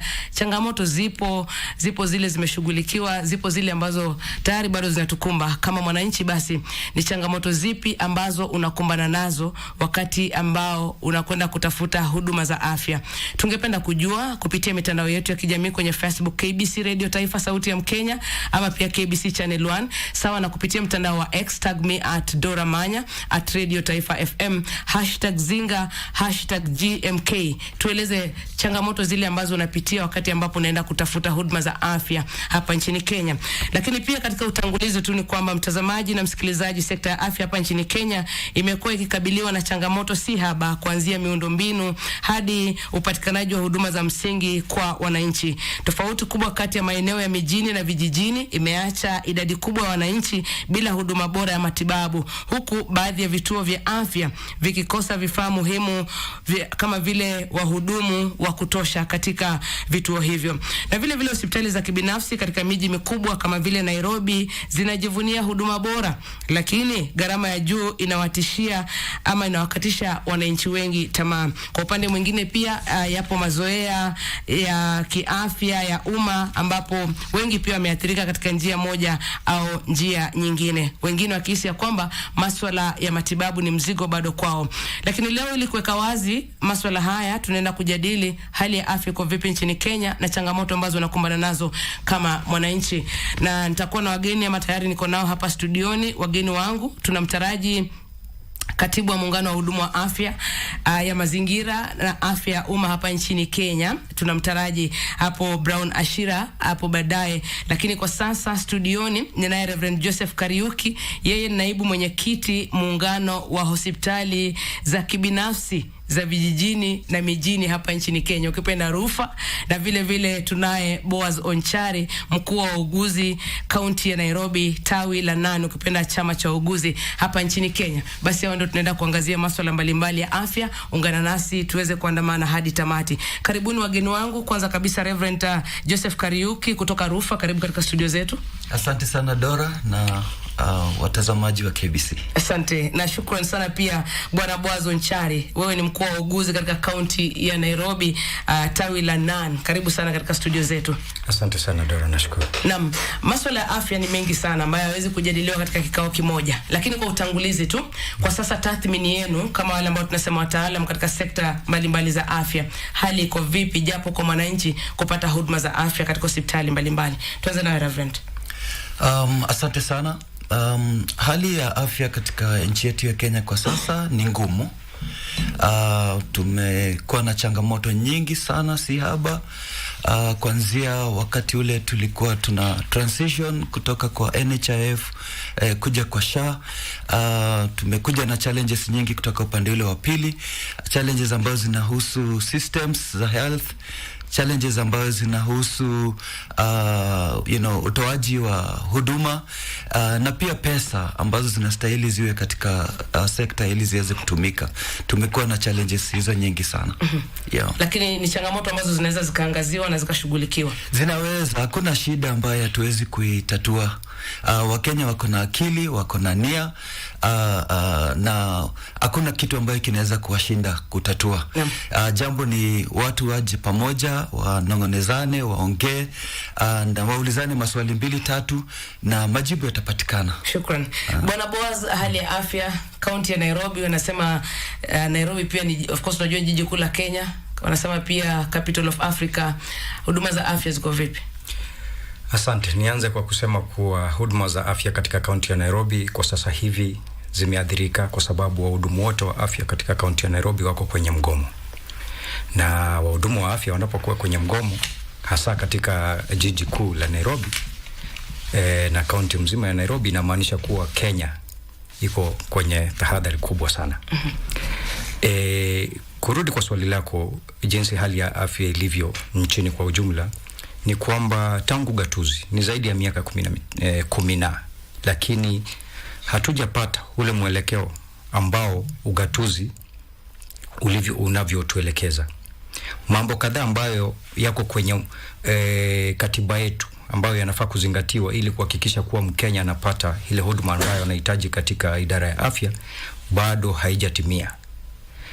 Kisa na maana ni kwamba wale ambao wametwikwa majukumu hayo ya kuhakikisha kuwa hospitali zipo, wale wahudumu wa afya wapo, vifaa ambavyo vinavyohitajika vipo, hawajazingatia hasa, ndiposa Mkenya wa kawaida haweze kupata yale ambayo yanastahili.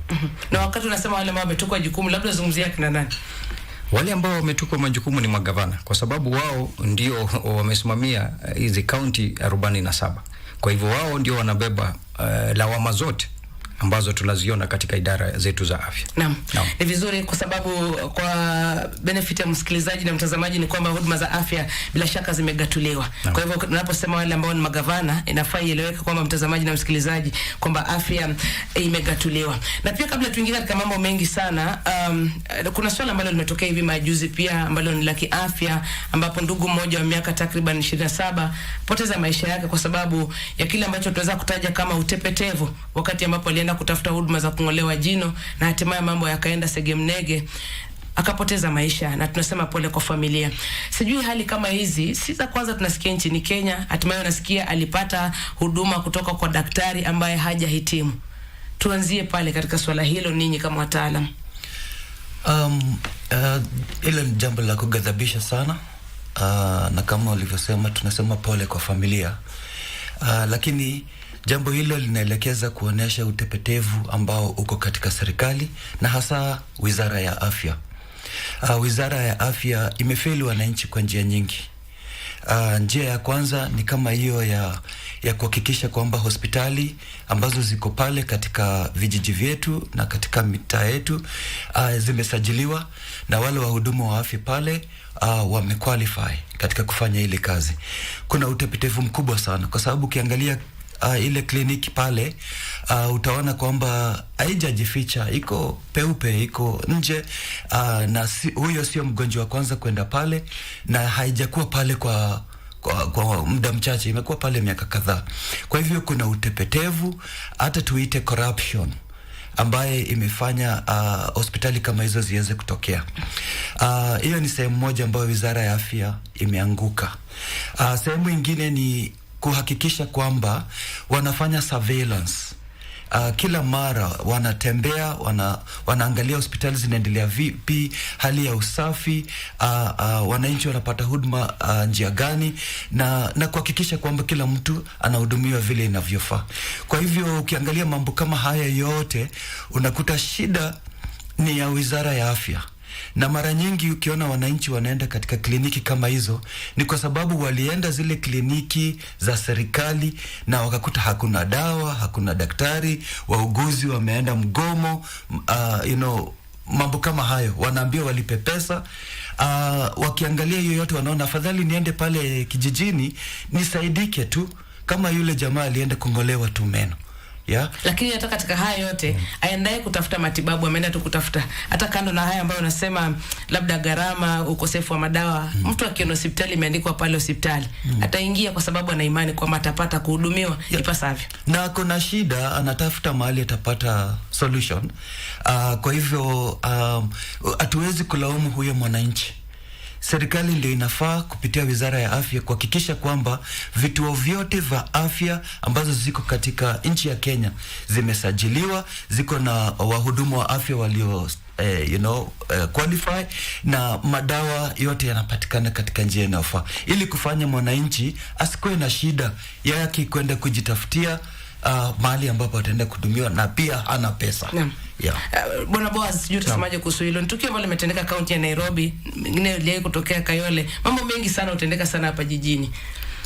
Kwanza niweze kutuma risala zangu za rambirambi kwa ndugu jamaa na marafiki kwa yule mwenzetu ambaye tuliweza kumpoteza kwa njia ambayo haingestahili.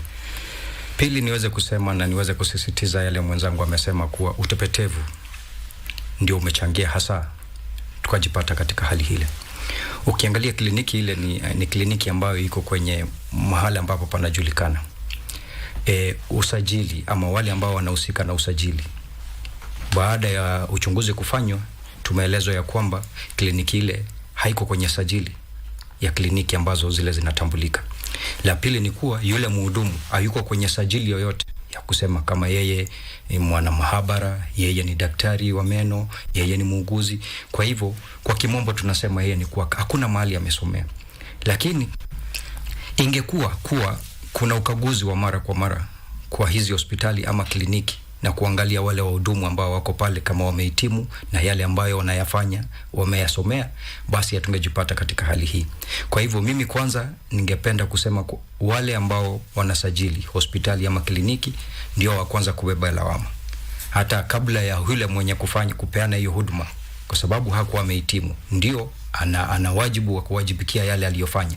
Lakini ikiwa serikali ingeweka mikakati ya kuhakikisha kuwa watu kama hawa hawako kwenye jamii, basi hatungejipata katika hali ile. Naam. Shukrani sana, na bila shaka tunasema makiwa pia kwa familia, tunatumai kwamba hatua mwafaka zitachukuliwa, tusiwe na masuala kama haya kwenda mbele. Na tuweze kusonga mbele kutoka pale, na nikirejea kwako Reverend Joseph Kariuki, wewe kama naibu mwenyekiti wa muungano hospitali za kibinafsi za vijijini na mijini hapa nchini Kenya, yani RUFA. Iweje kwamba unakuta kwamba hospitali za umma, na hasa tukizungumzia za umma na pia kuna za kibinafsi, unakuta kwamba zinakuwa na ugumu wa kutoa huduma ambazo mwananchi anahitaji. Mwananchi akiingia hospitalini anahitaji apate madawa, anahitaji apate madaktari na wauguzi wa kutosha, anahitaji mandhari ambayo yako salama, anahitaji kuhudumiwa katika njia ambayo inafaa. Mbona mara nyingi inakuwa sivyo? Mtu anakwenda hata akiwa mgonjwa, anakuwa mgonjwa wakati mwingine zaidi akiingia katika kituo cha afya. Changamoto nyingi kama vile tulivyosema. Na kwanza kabisa niweze kusema sababu kuu ya mgonjwa kuja katika hospitali na kukosa kupata zile huduma inasababishwa na mambo mengi. Jambo la kwanza ni ukosefu wa wahudumu wa afya. Kwa sasa hospitali ziko na shida kubwa kwa sababu ya pesa ambazo zinastahili kuja katika hospitali kutoka kwa SHA. SHA inapochelewa kulipa, inapokosa kulipa, inapokataa kureject zile claims, hospitali inabaki katika shida kubwa, na unakuta uongozi wa hospitali hawezi kulipa wafanyikazi, kwa hivyo wengi wana drop off. Hospitali haiwezi kununua madawa zile ambazo zinastahili, reagents katika lab na vitu kama hizo zinakuwa ni shida. Sasa unakuta mgonjwa akikuja katika hospitali hawezi kupata huduma ambaye anastahili kwa sababu ya zile shida. Jambo lingine ni kwa sababu ya vile tunasema serikali imekuwa haifanyi kazi yake vizuri. Inapokuwa mtu anapokuja katika hospitali, serikali haijaweza kufanya, what do we call this, serikali haijaangalia hospitali iweze kuangalia ni huduma gani ambazo hospitali inaweza kutoa, kwa sababu kila hospitali iko na level zake. So unakuta mgonjwa akitoka nyumbani hajui hospitali ni level gani na ugonjwa yake kama inaweza kudumiwa pale. So unakuta mara nyingi mgonjwa anaenda kwa hospitali ambayo iko karibu na yeye, na anakuta ile huduma ambayo anastahili apate pale haiwezi kupewa pale kwa sababu ya kiwango cha hospitali. So wananchi pia wanahitaji pia kuelimishwa na kupewa elimu ya kueleza kwamba magonjwa haya yatahudumiwa katika hospitali hii na vitu kama hizo. Naam. Yeah. Shukrani sana. Unajua kile unapozungumza nasikia serikali sijui serikali kuu, lakini serikali gatuzi inahusika pia pakubwa. Lakini hata kabla ya SHA, hata wakati wa NHIF, changamoto hizi zimekuwepo. Kwa maana utasikia wananchi watapiga simu, atakwambia unaenda hospitali unaambiwa hakuna dawa. Ama unatuma katika chemist fulani uende kanunue dawa. Wacha nije kwako Bwana Boaz katika swala hili, sijui unalizungumziaje. Na kumbuka tunazungumzia hospitali zote, ziwe za umma, ziwe za kibinafsi. Naam. Na kwa wengine hitaji ya kwamba wataona kwamba zile za kibinafsi labda yanafaa kwa kamilifu, labda wana kila kitu, lakini haija kuwa hata hivyo kila wakati. Kwa kweli, wajua mgala muwe na haki yake umpe. Hospitali za kibinafsi kwa kiwango fulani zinaweza kupeana huduma kwa sababu wanawajibika kulingana na yale mapato ambayo wanapata.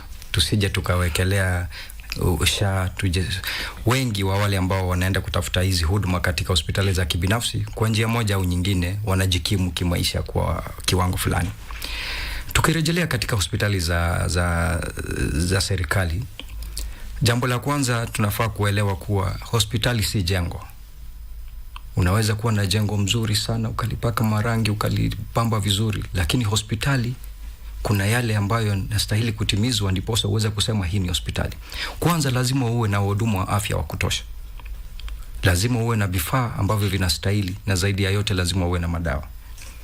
Waweza kuwa na vifaa ukose wahudumu wa afya wa kuvitumia ama ambao wamehitimu kutumia vile vifaa.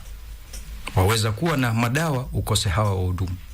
Na pia waweza kuwa na wahudumu pia wa kutosha lakini ukakosa. Kwa hivyo lazima tuangalie mazingira yote kwa upana, kuhakikisha kuwa ikiwa madawa yapo, vifaa viko na wahudumu wa afya wa kutosha wapo.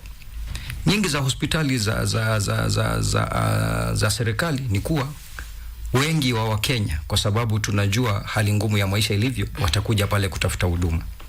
Utapata wauguzi ni wawili wako pale kuhudumia Wakenya zaidi ya 200.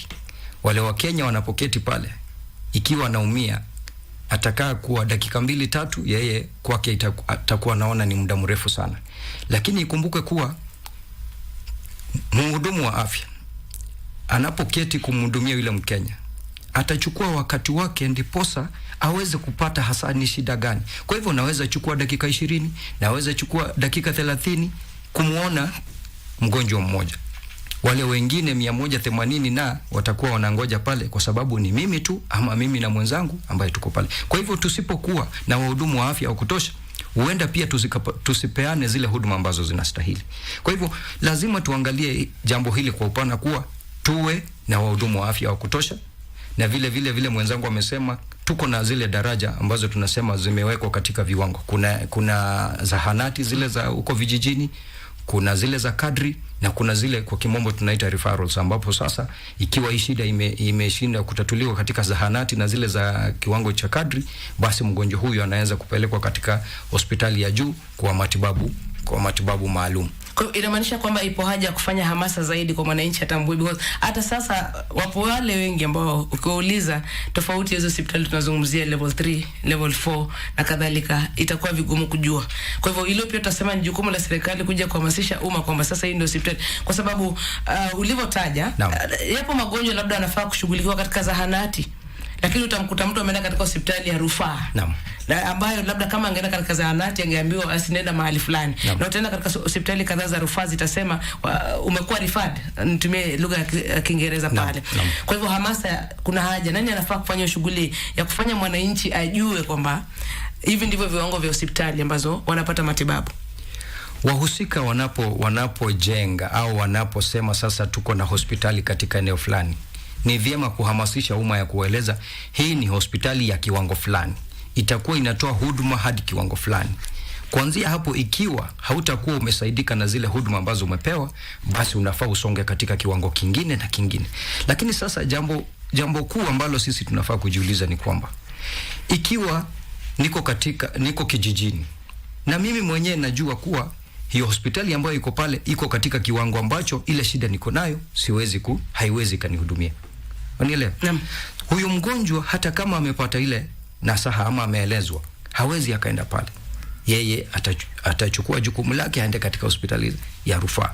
Kisa na maana anajua kuwa labda hakuna vifaa katika hospitali hiyo, hakuna wahudumu wa kutosha, ama zaidi ya yote ile shida kunayo haiwezi katatuliwa katika. Kwa hivyo lazima tuangalie, hata kama tunapeana nasaha ni bora, lakini tuweze kutofautisha kati ya ni huduma ipi ambayo inaweza kupeanwa katika kiwango hicho na ni huduma ipi ambayo inaweza kupeanwa katika hospitali za rufaa. Naam. Shukrani. Kidogo tu kabla tusonge mbele na tumkaribishe pia mgeni ambaye pia ameingia. Mara si moja tulipoanza pia ulitaja masuala ya mgomo kwa mfano, ukazungumzia kaunti ya Nairobi, wahudumu wa afya wapo kwenye mgomo. Isi mara ya kwanza. Manake mnasema tuwe na huduma wa afya wa kutosha. Tuseme hospitali ama kaunti na huduma wa afya wa kutosha, lakini kila wakati utasikia migomo. Kwamba hii mikataba ambayo hutiwa sahihi na viongozi wa hii miungano ya hawa wauguzi, madaktari kwenda mbele, huwa haieleweki. Makata yake katika haraka, huwa kwamba makubaliano yenu labda ya serikali za kaunti haiendi vizuri. Kipi kinachangia kila wakati unasikia mgomo katika kaunti fulani wa wauguzi, madaktari, clinical officers na kadhalika? Nianze nawe alafu utarejea kwa Reverend, kisha baadaye pia tutamkaribisha Bwana Brown katika studio. Migomo inapoitishwa na miungano ya wahudumu wa afya, hasa ni mwajiri ambaye ndiye anakuwa sasa ameitisha huo mgomo. Kwa sababu kabla ya mgomo kuitishwa, mwajiri huwa wale wanaosimamia miungano tofauti ya wahudumu wa afya huwa wanaketi na mwajiri ya kumweleza haya matatizo yapo na ndio tunataka uyatatue kwa njia hii na hii na hii, mkataba unaandikwa. Lakini inapofika wakati wa kutekeleza huo mkataba, basi mwajiri anakwepa. Tutumie mfano wa kaunti ya Nairobi ambapo umesema kaunti ya Nairobi wauguzi wako kwenye mgomo, lakini ni bora nisisitize kuwa ni wahudumu wote wa afya, kuanzia madaktari, wana mahabara, wale wenzangu ambao wanasimamiwa na ndugu yangu Brown hapa, wahudumu wote wa afya. Vitengo vyote 17 katika idara ya afya viko kwenye mgomo.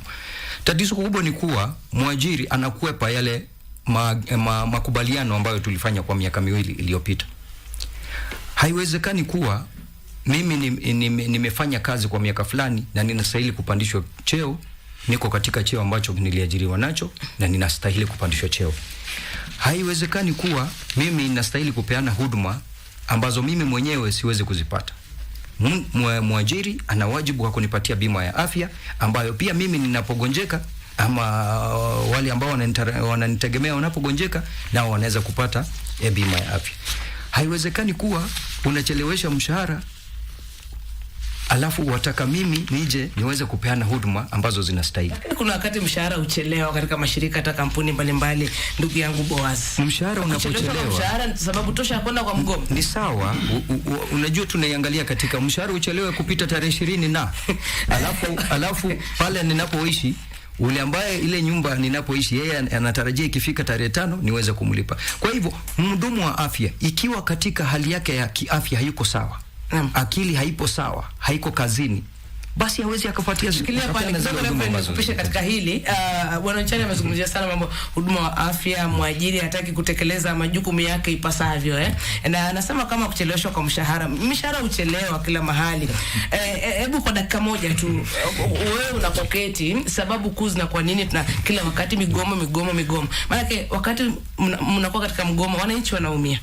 Na tunaamini kwamba zipo kazi ambazo pia ni mwito kama hizi tunazofanya. Sawa na wewe mchungaji.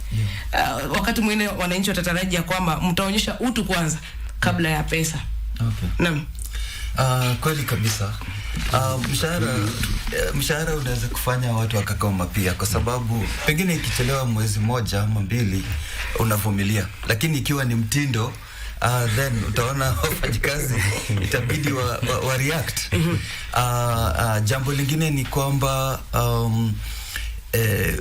kazi pia wa nyingi.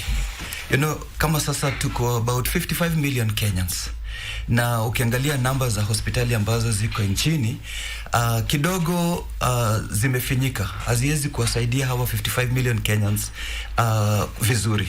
So unakuta pengine kuna sehemu ambayo iko na watu wengi kama hapa Nairobi, Kayole, Mathare kule, alafu hospitali ni chache.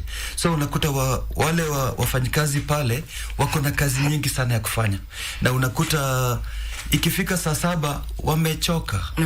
Wamechoka kabisa, na bado line iko pale nje, wanastahili kuendelea kupeana huduma. Mara nyingi unasikia wanalia, wanaambia serikali tuongezewe. Na wasipoongezewa huduma wengine, basi shida inakuwa pale. So kazi ni nyingi kulingana na hospitali ni chache. Na wanafanya masaa mengi, wananchi ni wengi pale, alafu pia unakuta pia vifaa ambazo wanahitaji pengine hawajapatiwa, so unakuwa na a lot of stress. Kwa kawaida daktari mmoja ama muuguzi mmoja anafaa kuhudumia wagonjwa wangapi kwa siku? Unajua hata ikija kwa walimu, ikija kwa wale maafisa wa ulinzi, kuna kuwa na ratio. Kwani inakuaje? Pia kuna ratio. Hata kwa private sector kuna zile numbers ambayo mtu mmoja akiona utakuwa sure kwamba au wengine watakaofuata hawatapata. Nipendi takwimu. Daktari mmoja, muuguzi mmoja kwa wagonjwa wangapi katika hospitali anafaa kuwahudumia wagonjwa 20 kwa siku. Okay. Naam. Okay. Tunakuja hapo. Bwana Brown Ashira ambaye ni katibu wa muungano wa huduma wa afya ya mazingira na afya ya umma hapa nchini. Karibu sana Brown. Nashukuru. Na ulikuwa nasikia unataka kuongea sana wakati tunaongea mambo ya mshahara. Kwanza niombe msamaha, nilikuwa na hitilafu ya gari langu, driver wangu nilimpea pale apumzike, ndio maana nikachelewa kidogo. Lakini ni wasabai watazamaji wenzangu, mimi naitwa Brown, mimi ni katibu mkuu muungano wa afya wa afisa afya ya umma na usafi. Na asante sana kutualika hapa tuweze kudadafua swala hili nzima la mustakabali wa afya nchini Kenya, sasa wa Nairobi. Sisi kama wafanyikazi wa afya, wacha nikwambie tuko na shida kubwa sana. Unajua kazi yetu ni very sensitive vile umesema, na hatuendi mgomo kwa sababu tunapenda, wala tupendelee kwenda mgomo, maana sisi tumekula kiapo kulinda maisha, tumekula kiapo kulinda wananchi. Hata katiba inalinda afya, maana article katika constitution yetu nasema afya ni haki, is a right to Kenyans. Lakini sasa nyingine au employers ama wale waajiri wetu wanatulazimisha tuende mgomo, ama wao wanaenda mgomo vile ndugu yangu Boaz amesema. Mfano wa Nairobi, uwezi kuniambia hata kama huduma zetu ni muhimu sana, ya kwamba hata kama tutakuwa na utu, hatuwezi kula utu. Tunakula pesa, tunafanya kazi, tuamka asubuhi, tuje kazini, tukatafutia watoto, tukalipe, tuko na bills ama zile bills ambazo zinafaa kulipwa. Na unapolipwa pale, unajua pale tunaishi, wale ambao wametupea nyumba wanajua kwamba sisi ni madaktari, na ni aibu kubwa sana kuambia daktari hata ameshindwa kulipa nyumba sababu hajalipwa mshahara vile ambavyo inavyofaa. Na hizo ndio sababu zinachochea migomo. Unajua sisi kama national leaders wa health workers Kenya tulisema kwamba Kwa wakati mwingine pia tunahuzunika, maana tunaona kwamba afya ambayo ni kiungo muhimu, ni kizungumkuti cha nchi, ikilewekwa katika devolution, tungeulizwa hata sasa hivi tungesema afya irejeshwe katika serikali kuu, maana magavana wetu hawapelei sana uzito swala nzima la afya. Maana ukiangalia hata kuajiri viwango vile umeuliza wenzangu, sisi kama public health officers, mwajiri mmoja wa public health mfano anafaa kusimamia population ya watu kama 6,000, na ukiangalia ward kama ya Komarok, wanapenda kutumia ward kama ya Komarok in Nairobi, unapata kwamba iko na watu kama takriban watu 30,000 ama no population watu. Unajua sisi tuko tofauti kidogo na Marekani, maana sisi tunasema ward, sio ward hospitali, si ward ya hospitali, ward ambayo inasimamiwa na diwani. Sasa hiyo sasa hiyo ward, maana sisi tunazuia magonjwa, lazima tuweze kuongea kwamba watu wanaishi katika nchi ambayo mzuri.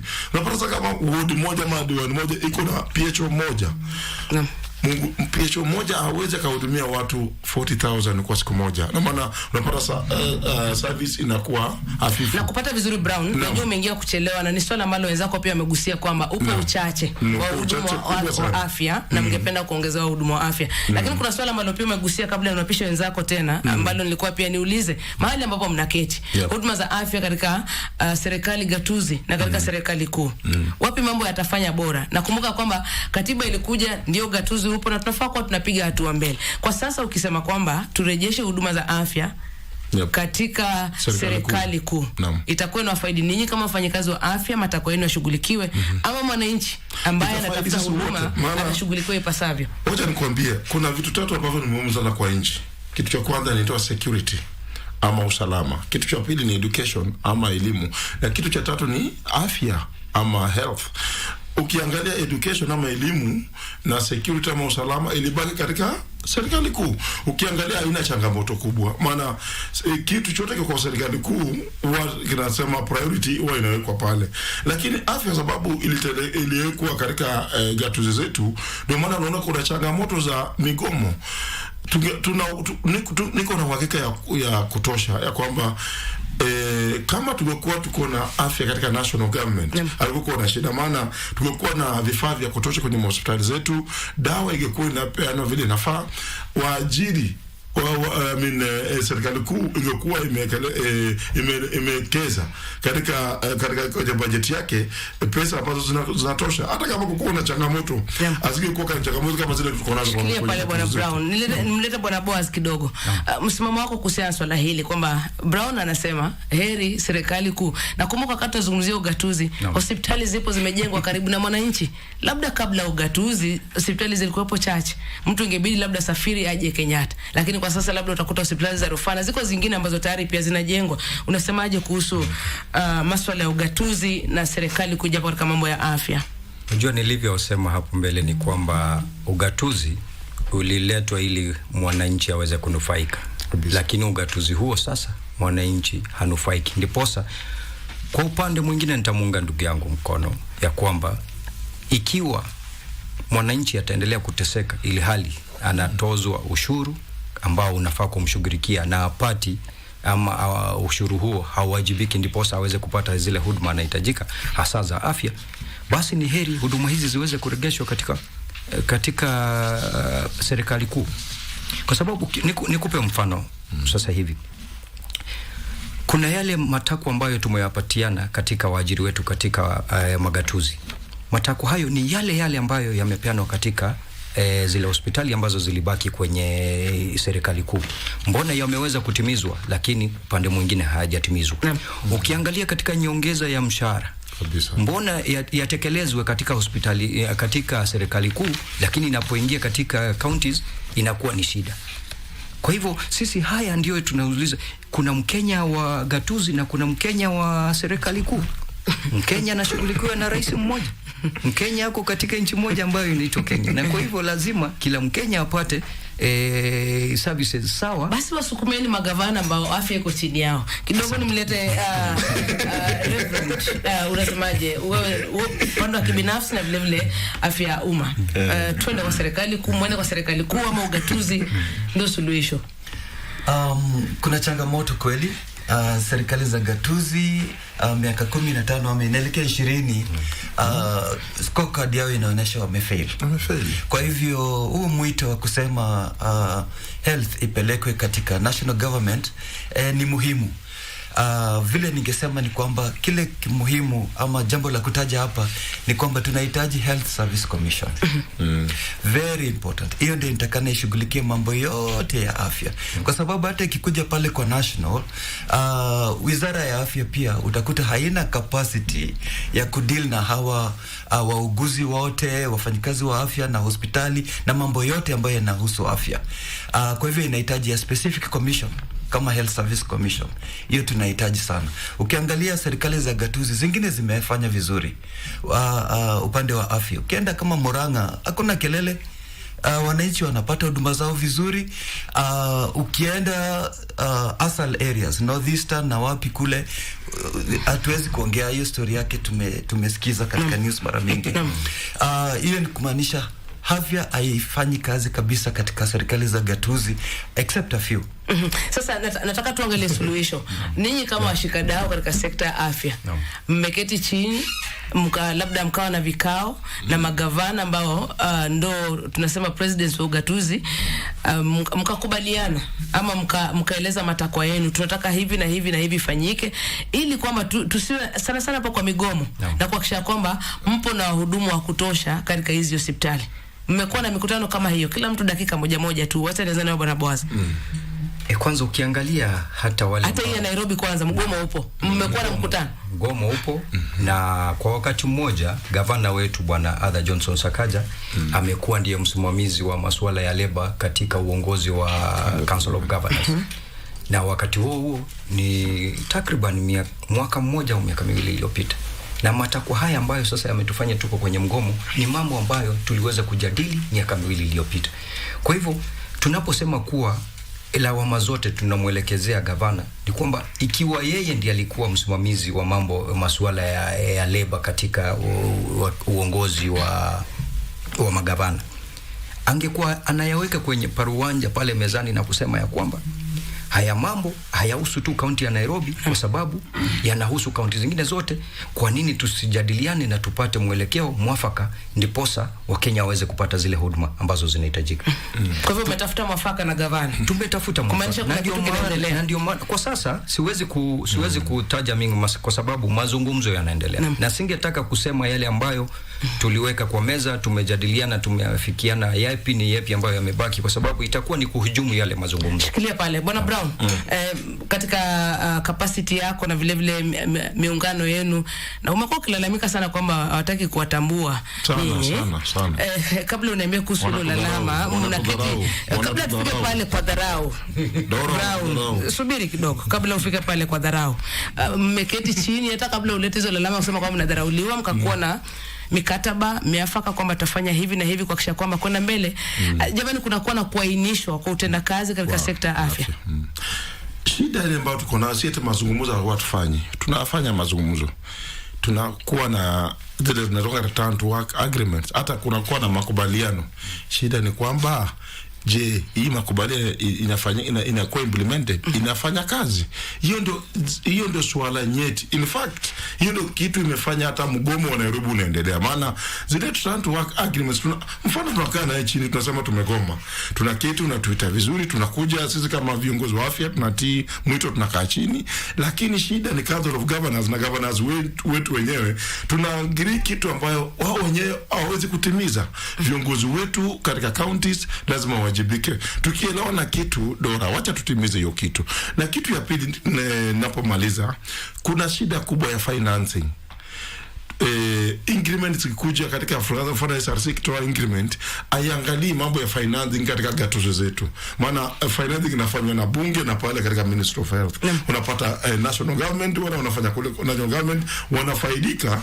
Wale watu wa counties wanawachwa kama walalahoi. Tunashindwa kuna health ya county ama kuna na health nyingine ya national. Kwa kawaida wakati upati suluhu labda kutoka kwa mkubwa mmoja, hatua zipo. Yupo waziri ambaye tangu achukue hatamu za uongozi Eden Duale amekuwa na mikutano. Ni waziri wa SHA. Kivipi tena? Iweje mnasema ni waziri wa SHA? Ni waziri wa afya. Anapoamka wizara ya afya. Anapolala ni SHA. Basi ina maana ya kwamba kuna tatizo kubwa katika SHA ambayo wanajaribu kusuluhisha labda. Hamna tatizo kwenye SHA. Ameona mahali. Ameona mahali wao wameelekeza ndiposa waweze kupata. Umesikia mwenzetu kutoka hospitali za kibinafsi wakisema hawapati zile pesa ambazo wanastahili kupata ndiposa waweze kupeana huduma. Haya. Kwa hivyo unasema tatizo, hakuna tatizo SHA. Nilikuwa niulize mambo ya SHA lakini nimesema SHA iko sawa. SHA iko sawa upande wao. Ndiposa tunasema amesema yeye haizi kuwa waziri wa afya. Hajasema, sijasikia mahali kulingana na sisi. Sijasikia mahali akisema. Kwa hivyo haya sitachukua kwa sababu sijasikia. Mimi najua ni waziri wa afya ya Kenya. Hebu rudi kwako Reverend, tukielekea tukutamatisha na hapa tunatafuta suluhu pia. Kabla nije kwa Brown ambaye anasema wanadharauliwa sijui vipi. Basi hospitali za kibinafsi, hospitali za umma, tumezungumzia hizi changamoto zote. Mwafaka kwenda mbele pia amesema amejaribu kutafuta mwafaka na magavana na kadhalika. Lakini la msingi sana, mwananchi anataka huduma za afya. Kumekuwepo pia na lalama kwa mwananchi kwa daktari ama mhudumu wa afya anafanya kazi kama mara 3 kwa siku. Sasa hivi mtu amekuja rifaro, labda niko pale Bungoma nimeketi kwenye foleni na ngoja daktari ambaye amekwenda katika hospitali ya umma akaweze kushughulikia watu ndo aje. Hilo swala ninyi huwa mpendi liguswe. Hebu tuligusie na vile inaathiri vile mwananchi anapata huduma za afya. Dora, ni vizuri kuelewa kwamba kila mfanyikazi ikiwepo mhudumu wa afya ako na masaa yale ambayo ameajiriwa kuweza kufanya. Na hatuna control baada ya masaa yake. Kama daktari atamaliza pale kwa serikali, aenze akatafuta kazi nyingine kule kwa private, masaa yake ni masaa yake. Hatuwezi kumuingilia. Lakini kuna kuwa na tetesi kwamba pia pengine mtachukua dawa ya mwananchi kwa hospitali za umma zile katika hospitali za kibinafsi ambazo ni zenu. Hizo ni porojo hizo unasikia za waziri na watu wengine kule kwenye wizara ya afya, kwa sababu kuna procurement systems. Kuna hata security. Huwezi kutoka tu na dawa kwa public hospital unaenda unapeleka kwa private. Ukiona kazi kama hiyo inafanyika, hiyo ni msururu wa wizi ambao umetoka mbali hadi pale ingine. Na si jambo lafanyika na mwananchi wa kawaida ama mfanyikazi wa kawaida. So kile nataka kusema ni kwamba daktari lazima afanye kazi kwa serikali masaa yake amalize, kama ako na private yake ama anaenda kwa ajili kufanya kazi mahali pengine. Brown Ashira, nije kwako. Na katika hili swala hili utasikia kwamba umeandikiwa, sasa unatumwa katika chemist fulani, nenda kanunua dawa pale. Yanatendeka haya. Mimi nimeenda kutafuta huduma katika hospitali za umma. Hizi chemist ambazo mnatutuma sisi kama wananchi kuzienda, si zenu ninyi za kibinafsi, ni biashara mnafanyia mwananchi huyu ambaye amekuja katika hospitali ya umma na tarajia kwamba huduma zitakuwa za gharama na yaweza kustahimili, alafu kwa dawa sasa anakuta story tofauti. Hakuna mahali ni makosa kufanya biashara Kenya hii, so long as biashara yako ni halali na imesajiliwa kisheria. Hiyo ni swala la kwanza. Swala la pili, sisi tunapotuma watu waende mfano wapige picha ama watu wanunue dawa mahali fulani, inamaanisha hiyo service haiko pale, ama ile dawa ama ile ambayo inatakana kuhusiana pale kwenye ile hospitali haiko pale. Ndio maana unamtuma mgonjwa aende katika mahali nyingine kufanya nini, kutafuta hiyo dawa. Ingelikuwa pale atungemtuma pale. So ni changamoto kwa serikali, maana lazima tuhakikishe kwamba KEMSA na zile institutions ambazo zinahakikisha kwa madawa iko kwenye hospitali zetu na iko ni ya kutosha tuweze kuavoid kutuma wagonjwa ama watu wengine pale nje kwenye kemia zetu kuchukua dawa pale. Lakini sisi kama wafanyakazi wa afya, sisi tunafanya kazi vile daktari amekueleza. Masaa yetu na mwajiri inapokuja tunafanya, in fact we overwork. Tunasema kwa kimombo tuna overwork. Na itafika mahali hata boss atakubaliana na mimi, itabidi tuanze kuitia ile overtime. Maana unafika mahali umefanya kazi, umefika masaa yako imeisha, bado mwajiri anasema kuna wagonjwa, kuna nini, kuna vitu unaofanya, na lazima ufanye nini uweze kufanya kazi. Na mgonjwa ni mgonjwa, akiwa amekuja sasa utafanyaje Brown? Uweze mrudisha hiyo mie mgonjwa Brown. Nataka tusikie wananchi anasemaje. Lakini kwa dakika moja tu ndiko kwako pia. Kwa sababu tumezungumzia dawa, tumezungumzia huduma wa afya. Lakini pia kuna swala la afya. Public health, yes. Kwa sababu hiyo ni sekta yako.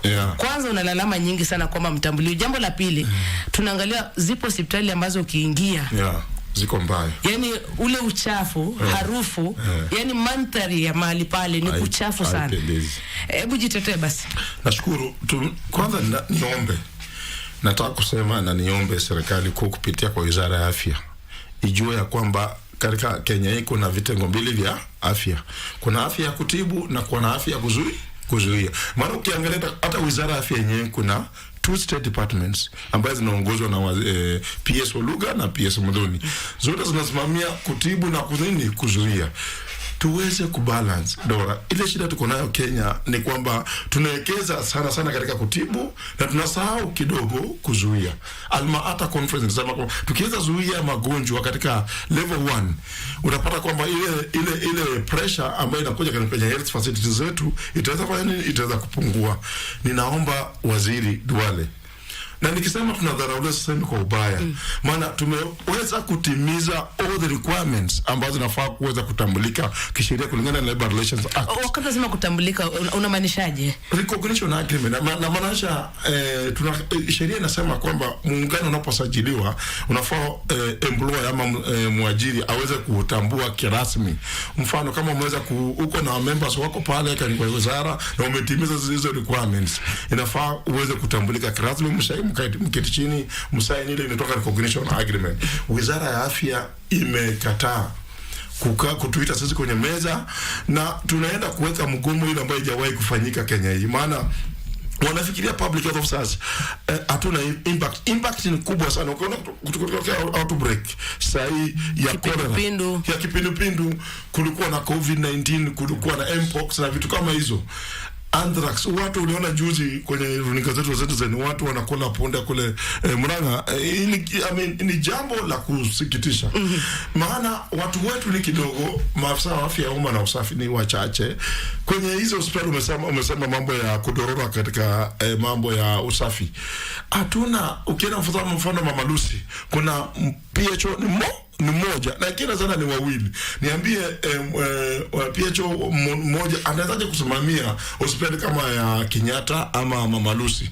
Kunahitaji kuwa na maafisa wa afya ya umma waajiriwa kwa wingi ndipo kuweze kupigana na hii mambo ya usafi. Nikimalizia, watu wanaitwa wagenzi ama interns. Serikali imekataa kulipa public health officers interns. Inalipa medical officers interns, na heshimu ni ndugu zangu madaktari, inalipa wauguzi, inalipa clinical officers, lakini sheria yetu ya Public Health Officers Act inasema kwamba wagenzi wote wanatakiwa kufanya nini? Kupostiwa na kulipa na Wizara ya Afya. Tunaomba waziri, tafadhali tulete kwenye meza, sisi pia ni watoto wako jinsi ilivyo wale wengine. Afya ni kitu moja, ni kama mti iko na matawi mingi. Uweze kuangalia hii na uache ingine. Asante. Umejieleza vizuri na umeomba waziri na waziri amekusikia. Na hii itafika kwa waziri. Wacha tupokee simu kama 3 tu za haraka upesi. Najua muda umekimbia sana. Ili ni swali ambalo linamgusa mwananchi. Swali la haraka kupitia studio B. Edmond. Tupokee kama maswali 3 hivi. Mwenzangu Edmond Salasia upande wa pili wa studio. Kuna swali moja hapa ambapo umeuliza, wacha kuna mmoja ambaye anauliza swali kidogo tupate kusikia nasemaje. Hello KBC. Una swali ambalo labda ungependa kuuliza wageni wetu? Unaongea na Mbote Barara. Yes, Mbote Barara, labda ndo swali kutoka kutoka Nakuru. Ungependa kuuliza wageni wetu? Na nimesikia Dora Manya akimuuliza vizuri eti madawa inapotea kienda private hospital. Alafu akajibu eti ni irrigation. Sasa yeye kulingana, kwa maana yeye ni daktari, hii madawa inaenda wapi? Kwa maana sisi tumeweka irrigation imegwa wanachukua. Na yeye wacha ajitetea atuambie madawa inaenda wapi, kwa maana sisi tumeweka irrigation. Na jambo la pili, tukisema hii hospital, private hospital zifungwe, kuna shida gani? Okay. Kwa maana Kenya nafanya niseme hivyo, ng'ombe ikipotea mnafuata nyayo. Sasa sisi tumefuata, tunaona ni madawa inaenda private hospital. Asante. Dora. Swali lingine moja Edmond la haraka. Hello KBC. Hello Radio Taifa. Uliza swali kwa wageni wetu. Huyu ni Pastor Absalom Mwashi wa Ngereti 10 ya Nandi. Swali langu ni wakati tunaenda ndani ya hospitali unapata wanakuhudumia pale, wakisha kukumaliza kwa hiyo corridor tu ndio wanakutuma unaenda kununua ndani madawa. Je, hospitali inajengwa pamoja na chemistry? Kwa sababu ukitibiwa hapa unaambiwa naenda tu kwa ile dirisha ile utapata uende na pesa ununue dawa. Je, ninauliza hospitali inajengwa pamoja na chemistry? Pastor Absalom Mwashi wa Ngereti 10. Asante Edmond, kwa sababu ya muda wacha nichukue maswali mawili, manake hapo mengine katika mitandao na tukienda kumalizia kwa haraka sana, na ile haya maswali mtajibu kwa haraka. Anasema mmejitetea sana, basi dawa zinaenda wapi? Kama si hazieni katika hospitali, na ile swali ni lako, kama hazieni katika hospitali za kibinafsi zinaenda wapi? Kwa dakika moja tu. Hizo amesema vizuri, ni allegation, na allegation ni kitu ambazo hakijadhibitishwa, na kama kimedhibitishwa basi serikali pia iko na uwezo wa kuchukulia hatua wale ambao wanafanya jambo hilo, kwa sababu si jambo sawa. Atuliungi mkono kabisa.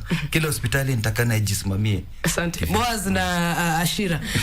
Hospitali inajengwa pamoja na chemist. Inaitwa chemist, sio chemistry. Sawa hospitali inajengwa pamoja na chemist. Pale yale mambo ya dawa. Ushamalizia unaambiwa nenda pale ndani. Asante sana Abdul kutoka Nandi kwa swali lako. Ili niweze kukujibu ni kukueleza kuwa hospitali iko na vitengo tofauti.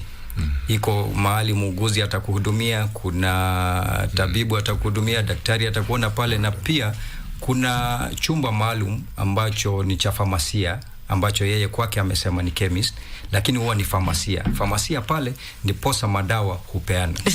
Ni sehemu ya hospitali ambapo madawa upeanwa, na upeanwa kwa kupeana pesa au kutumia insurance yako, iwe ni SHA ama ile insurance yoyote ambayo unaitumia ili kuenda kupokea huduma ile. Kwa hivyo si chemist ambayo imeletwa kwenye hospitali, ni sehemu ya hospitali. Okay, asante. Nasikiliza kutoka Mlolongo anasema hii issue ya SHA is good, lakini kitu kinafaa kufanywa. Most of the public hospitals that offer SHA services are of low standards. They are only after the money the patient has been allocated, since the patient won't realize the game. Sijui nani nataka kurespond kwa swala hili. Wanasema SHA ni nzuri, lakini iweje sana sana katika hospitali za umma unakuta kwamba huduma ambazo wanapewa zinakuwa za chini? Kwanza niseme afya sio bure, kwa you have to pay for your health, because afya huwezi kusema ni bure. Ile kitu nataka serikali iweze kufanya ni kwamba iweze kuboresha operations za SHA.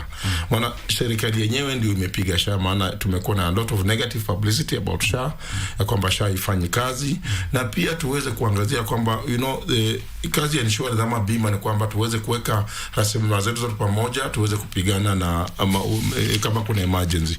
Kwa hivyo pulling together resources. So ile kitu ninaweza sema kwamba tuweze kuimarisha SHA, hiyo bima iweze uweze kuangalia mtu akienda pale kwenye hospitali, usianze kuambia mtu kwa kwamba lipa mwaka mzima ama lipa ndio uweze kuhudumiwa. Ni vizuri ya kwamba kuna hiyo period ambayo inafanya kwa sensitization, watu waweze kuhamasishwa, watu waweze kama unajua una SHA ama ile bima una SHA, uweze kuchukua bima, ndipo wakati ule unakuwa mgonjwa iweze kuhudumia. Mimi najua SHA ni itafanya kazi na ni kitu ambayo ni kitu ya maana. Naam, muda umesonga sana, wengi wanafuatilia na wanazungumzia masuala ya SHA, wanasema SHA ni nzuri lakini boreshwe tu kidogo itakuwa sawa, na wengi wanazungumzia mambo ya madawa. Mwingine anasema hapa Kenya kitu inasumbua ni ufisadi, madawa maybe inaletwa baadaye zinapita nyuma ya mlango. Sasa sisi tunapitia shida sana kama mwananchi wa kawaida, na jumbe ziko nyingi tu hapo kwa madawa, swala ambalo tumekosa kukubaliana. Nataka tumalize na sina muda wa kuwapatia mwingine, sekunde 30. Brown, asante. Naomba tuweze, like I've said, tuweze ministry, wizara husika uweze kubalance financing ya public health na clinical curative, so that tuweze kupata wholesome approach ya health kwa nchi yetu ya Kenya. Na waziri, tunakuja usain recognition agreement na sisi kama public waziri. Asante. Boaz. Asante. Mimi kama msimamizi wa uongozi kaunti ya Nairobi, ningependa sana kumuomba gavana wetu Arthur Johnson Sakaja aweze kuharakisha mazungumzo ambayo sasa hivi yanaendelea, ndiposa tuweze kumaliza huu mgomo, wahudumu wetu wa afya waweze kurejea kazini ili kupeana zile huduma ambazo zinahitajika. Asante. Bwana Joseph. Upande wa hospitali za kibinafsi tunaweza kuuliza kwamba shirika la SHA ziweze kuwajibika kulipa hospitali vile inavyostahili, ili tuendelee kutoa huduma zetu kama inavyohitajika. Asante. Mahali pazuri pa kukomea kwa sababu ya muda, hatutaenda zaidi. Shukrani sana wageni wangu, Bwana Brown Ashira ambaye ni katibu wa muungano wa hudumu wa afya, mazingira na afya umma hapa nchini. Asante. Shukrani sana rafiki yangu Bwana Boaz Onchari, mkuu wa uguzi kaunti ya Nairobi. Asante kuweza kufika, na vile vile asante Reverend Joseph Kariuki, naibu mwenyekiti muungano wa hospitali za kibinafsi za vijijini na mijini, yani hapa nchini Rufa.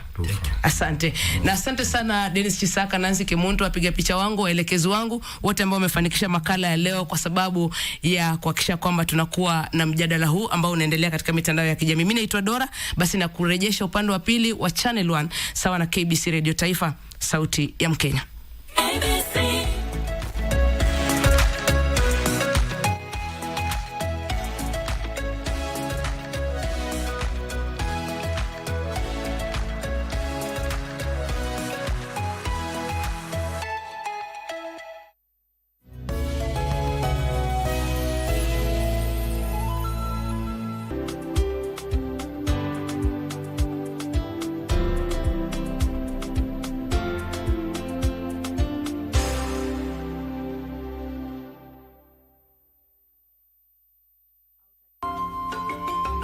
This isn't your business, and it's an arduous journey. Medical supplies is a crucial task. The faster we can fetch them, the better.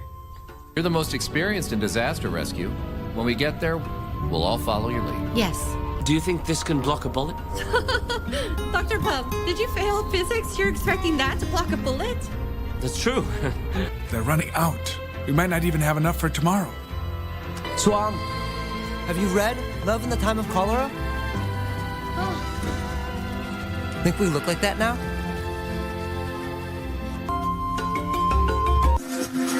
Got the fear of missing out? Want to keep up with all the latest entertainment news and latest celebrity gossip?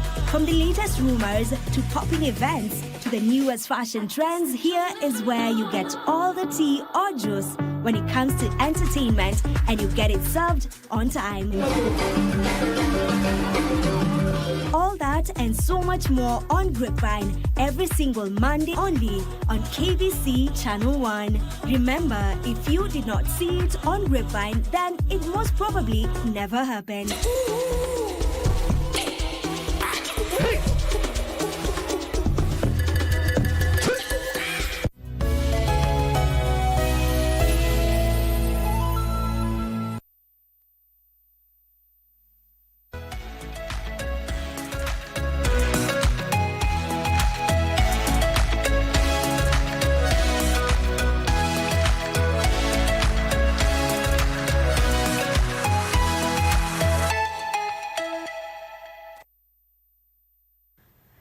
Hi, thank you for staying with us. This is Good Morning Kenya, and we now get into our health check segment.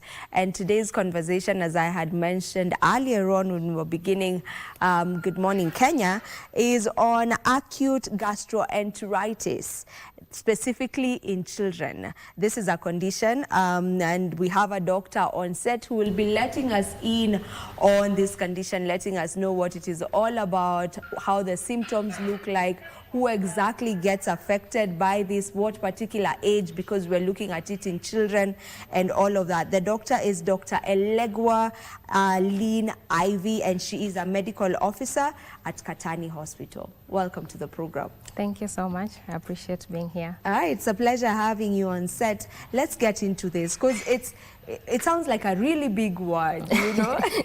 It's a mouthful, actually. Yes. You know, I had to actually Google the pronunciation, the proper pronunciation of it, you know? Yes. So let's get into it. What is the definition? What is gastroenteritis? Okay, so basically acute, I know gastroenteritis is quite a large term, but to put it in layman's language, it's basically just diarrhea in children. But now the reason why I didn't say acute diarrhea in children, it's because it comes with a multiple of factors. It's not just simply diarrhea. So acute gastroenteritis is basically infection and inflammation of the stomach wall and intestinal wall that leads to diarrhea, stomachache, and vomiting. Okay. Yes. Okay. So that is what it is. That's what it in is. Simple terms. In simple without terms. using the big word. Without using the big medical, words. Yes. medical term. Yes. All right. So it's diarrhea, vomiting in children. Yes. And what causes it? Okay, so the causes of acute gastroenteritis are broad, cut across. We have how the kids get it and what actually do the kids get that lead to the diarrhea. So I'll start with how the kids get this. So it's infection that can be transmitted through contaminated food and water. That is the main transmission. Anything contaminated, especially food and water. And what kids get after being contaminated or being exposed to dirty water or dirty food is bacteria. It can be a virus or it can be a protozoa. And how these are broken down, for protozoa, most people know of amoeba. I feel like that's what most people know. Nimekuwa na amoeba, nimepata amoeba, that's protozoa or giardia.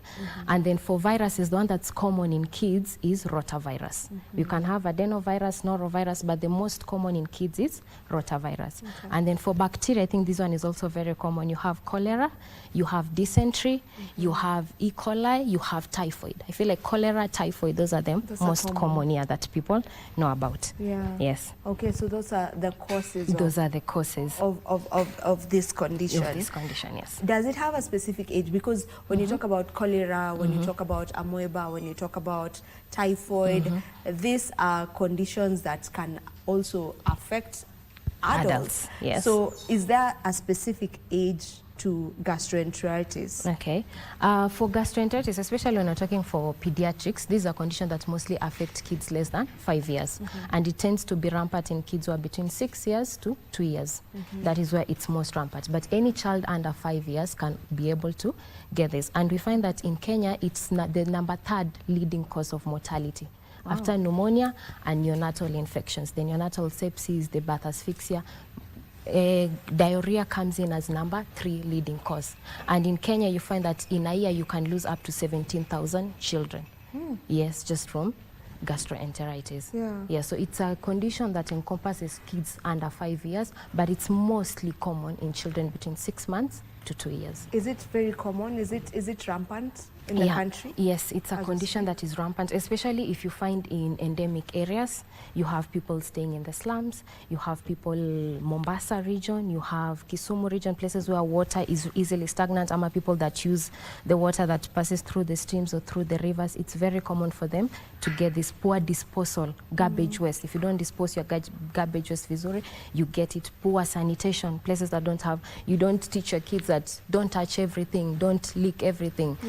Poor sanitation, poor hand hygiene, it's something that is quite common, especially in kids 6 months to 2 years, that's when kids are learning to touch everything. Yeah, and that's everything they touch, they want to put in their mouth. They want to put in their mouth. You find when kids are teething, a mother will come to you, ako, mtoto wangu meno inatoka anaharisha. So mothers think because kids are teething, they get diarrhea because of teething. Is that not obvious? No, it's not. They get teething because teething is very irritable to the gums. It's very inawasha.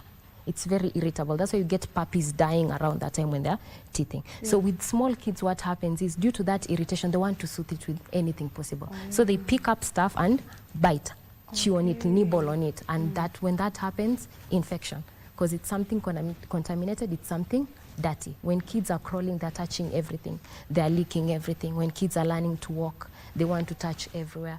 Contamination. And that's how they get the infection. So when a child is teething, because diarrhea kind of, for some people they may think it's part of a symptom or part of teething. Part of teething. So it's not part of teething. It's not part of teething. Because they are touching things that may be contaminated. They're touching things that are contaminated. They're trying to actually advise mothers. These days, society is very advanced. You can actually, they're teethers. Actually, they're just named teethers. You can get them in any baby shop. So what happens with the teether? You place it in a fridge. You place some fruits in it. Put a mango, put a watermelon. Place it in the fridge. Let it cool a bit. And then when you notice your child is trying to touch everything, your child is trying to nibble on the socks, they're trying to nibble on their toys, give them that instead. And ensure that it's very well cleaned. Warm water. You even find younger kids less than 6 months, because of breastfeeding, mothers are pumping, they are using bottles. So when you use bottles, you're using teethers, you don't clean them properly. After a child has used that bottle, you leave it there, it's open, germs, insects, and afterwards the house help comes, warms it a bit, gives it back to the child. You're already contaminating. Yes, so it's hygiene, especially when it comes to kids, it all just revolves around hygiene, ensuring that everything that goes in the mouth is clean. Before you handle your kid, wash your hands. If you're from work, you're coming to breastfeed your baby, ensure that your hands are clean. Yes. All right. So would you say that gastroenteritis is equal to food poisoning, or is there a difference between that and food poisoning? Oh, there is a difference between gastroenteritis and food poisoning. And food poisoning, we mostly find it in adults, but you can also find it in kids, yes, especially school-going kids that are borrowing each other food. That is quite different. Gastroenteritis is actively caused by an infection, while food poisoning, it's the food. It's the food that you take. There is something in the food that actually triggers the diarrhea. And of this, with food poisoning, some tend to be self-limiting. But with gastroenteritis, especially in kids, it's something that actively has to be managed. With food poisoning, it can be food has stayed in the fridge for quite a while. There is bacteria overproduced. With food poisoning is you go, you eat at a kibanda somewhere, the maragwe didn't sit well with your stomach, you get it. But gastroenteritis, it's specifically from contamination. That one, it's specifically from bacterial, viral, protozoal contamination. Yes. Got it. So is it contagious? Yes, it is contagious. Gastroenteritis is contagious because it's fecal oral, anything uchafu. So if you're having your kids in daycare, if you're having your kids who are going to PP1s, if you're having your kids in school, if some kid is diarrheaing when they go to the toilet after they're finished their business, they're tying their shoe, they come give you a banana, those hands are dirty. The way they're sharing that banana, the other kid will get an infection. And given that it's a viral, especially let's say in a homestead, one person gets, it's like flu. Gastroenteritis is like flu, the virus. One person gets it, it can easily spread, especially if your sanitation around the area is dirty, it can easily spread. That's why when you have one person with cholera, you get a cholera outbreak and it becomes an epidemic. So it is something that is quite contagious, yes. Yeah. So say maybe one child has gotten it in the home. What can the parent or the guardian in that home do to ensure that it does not spread, you know, maybe to the rest of the children and even the adults as well? Okay. So the first thing that I'll start, it all boils down to sanitation. The first thing that starts as a mom when you realize one of your kid has, the first thing, you start it from the home, and then there is also the hospital basis. So when you start from the home basis, how are you cleaning your foods? Where are you getting your food supply? Where are you getting your water supply? You know, this thing can also be through water. And I've noticed this especially at hospital, Katani Hospital. Like in a week I can see, especially like you see a lot of people coming in with stomach aches, diarrhea, vomiting. And you learn what is the main cause, the water system. They are all drinking tap water. And these days actually water has become like more economized. You can buy the refined purified water, 200 bob, 250, 300 for like the 200 liter, or 10 liter for 100 or 150. So get that instead of using tap water, because tap water is basically just sewage water that has been purified, passed through a system into your tap. You shower with it, you wash with it, and you drink it, so you get it. So as a mom, learn what is the one factor that you have in common in the home. Is it all of them are drinking the water? How are you cleaning your foods? These days there is actually soap for cleaning your fruits, for cleaning your vegetables. You just don't go run them underwater. Ensure that you wash them with soap. very well, clean. Ensure that your food is well cooked. You have fish giving you salmonella if it's not well prepared, if it's not well cooked. Teach your kids basic hand hygiene. I know they are small, but teach them basic hand hygiene. You're seated there in the hospital, a kid is coming, she's licking everything. She's walking everywhere, licking your stethoscope, licking the desk. That is poor hand hygiene. Start training them as early as possible that what I don't tell you to touch, don't touch. Learn to clean. After a child has gone to the washroom, teach them how to clean their hands. Ensure that you're disposing your waste vizuri, especially in Nairobi. You saw your waste hapo kwa balcony ama hapo in the kitchen. That those fruit flies, they're running all over the dirty stuff, they're coming, they're touching your food. Proper waste disposal. So it starts from the home before it even goes. And immediately you notice one kid has it, ensure that this kid gets management. Ensure that this kid is treated. Yes, you can manage it at home, but if you don't know the right remedies of how to do it, because if you manage it at home and it takes longer, the chances of you exposing your other kids to it are high. So what happens if you notice that one kid already has an issue, ensure that you have them handled, have them taken care of, have them treated. Yes. All right, so let's get to the signs and symptoms. They're the obvious ones. We've already talked about it. Diarrheaing, vomiting. Are there other symptoms that, you know, maybe a parent can look out for? Yes, there are other symptoms. Other than the diarrhea and vomiting, you have fever, especially depending on the intensity of the infection. You have fever. You have, the child becomes very irritable. They're just crying. They're just crying. You're like, mbona mtoto analia? Their diapers are clean, they are well fed, they are washed, but they're just crying. That is another symptom. Other times the child is just lethargic, quite weak. They're just weak. Your child used to be playful, running around, jumping there to feet everywhere. This child is just dull. There is decreased appetite. The kid doesn't want to eat because now whatever is going in is coming out. The stomach is hurting. Sometimes it's even bloated because now food is not getting digested properly during this period. They are vomiting, so they just don't want to eat. Or their appetite goes low. So it's either the appetite is reduced or they completely refuse to eat. And then you have mothers telling you that the eyes, like, you know, normal eyes are supposed to be out of your socket. But you find that this mother is complaining that eyes are way deep inside the eyes. So those are some of the things that you actively watch out for. Yes. Yeah. And you know, with younger children, the toddlers, most of them you wouldn't know what is wrong with them because they can't articulate themselves. They can't mention that, mom, naumwa na tumbo ama nasikia hivi ama vile. Since you mentioned that this is a condition that can get a kid from as young as 6 months, I believe after they're done with purely breastfeeding, now you start weaning them. This is when this can happen. So for a mother who has this toddler who's just 6 months, and they're really not sure, this child is just crying, you know, all through, you know, what would be your advice to them? You know, I'm asking this mainly because sometimes you just try and find remedies in the house, you know, because you don't really know what's up with this child. And maybe, and okay, this is a two-part question. So there's that, right? And then there's also the question of, when it comes to the symptoms, can the child have this condition, but they're not diarrheaing, they're not vomiting, but they have this other, you know, symptoms? Okay. So you've asked two questions. I'll start with the first one. When it comes to younger kids, it's true, mothers can't figure out. But anytime you notice that your child is more irritable than they're supposed to, ama they're more lethargic, they're weak, they're unresponsive, they're quite dull. Anytime you notice those two things and you can't figure out what's going on, please take that kid to the hospital. It could even be something totally unrelated to gastroenteritis. Because when kids get sick, it's either they cry too much, trying to show you that they're uncomfortable, something is not sitting well, or they become extremely weak. They are not feeding, they're just dull. If you notice any of these two, go get your kid checked. And when it comes to gastroenteritis, it's uncommon for it to occur without the vomiting and the diarrhea. Yes, because from the term itself, gastroenteritis, you just derive diarrhea from it. So it's very, very uncommon for it to occur without the child diarrheaing, especially diarrheaing. You can have a child not vomiting, they feel like vomiting, but they're not vomiting. But definitely diarrhea has to be part of the symptom. It is the number one symptom. Yes. When is the diarrheaing and the vomiting considered too much? Okay. In medical terms, we actually term diarrhea as passing more than 4 or 5 episodes of stool. Like unaharisha like almost 4 times in a day. Okay. Yes. And for kids, when it comes to diarrhea, it can even be more than that, because you keep, and then for mothers, we ask them, how many times have you changed the diaper? If you notice, and then, you know, as a mom, you'll notice your child's bowel pattern.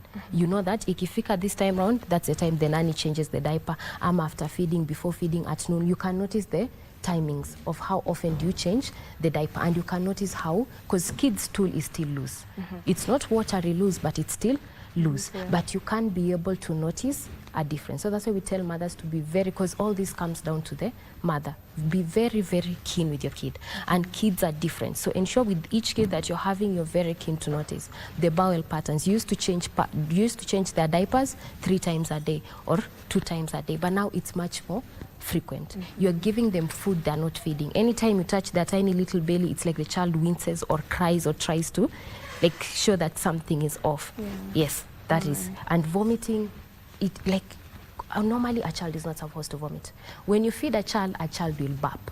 A child will not vomit. When you start noticing that your kid is vomiting, even if they're not diarrheaing or having any other symptom, but you're noticing you feed your child, they vomit. You feed your child, they vomit. There is something wrong. It could be your technique. It could be you're not burping that kid, so they're taking in too much gas. It could be there is something else going on, even if it's just vomit, because a child normally is not supposed to vomit. They burp, but they don't vomit. Those are very different. Yes. Got you on that. Now, is the condition seasonal? Would you say there is a particular time that it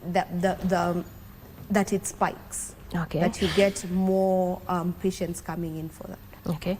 No, gastroenteritis is not seasonal unless we are talking of endemic areas that are more prone, and areas that are more rural areas, disposable waste areas, dirty areas, congested areas, but it's not a seasonal condition. What happens with gastroenteritis, it tends to certain periods in a child developmental stage. So it's not seasonal, like we can say March, April, there is diarrhea, no? But it occurs during certain periods in a child development. Like I've said, 6 months. You can have it even before 6 months, and before 6 months it will occur because this child's immunity is not strong enough.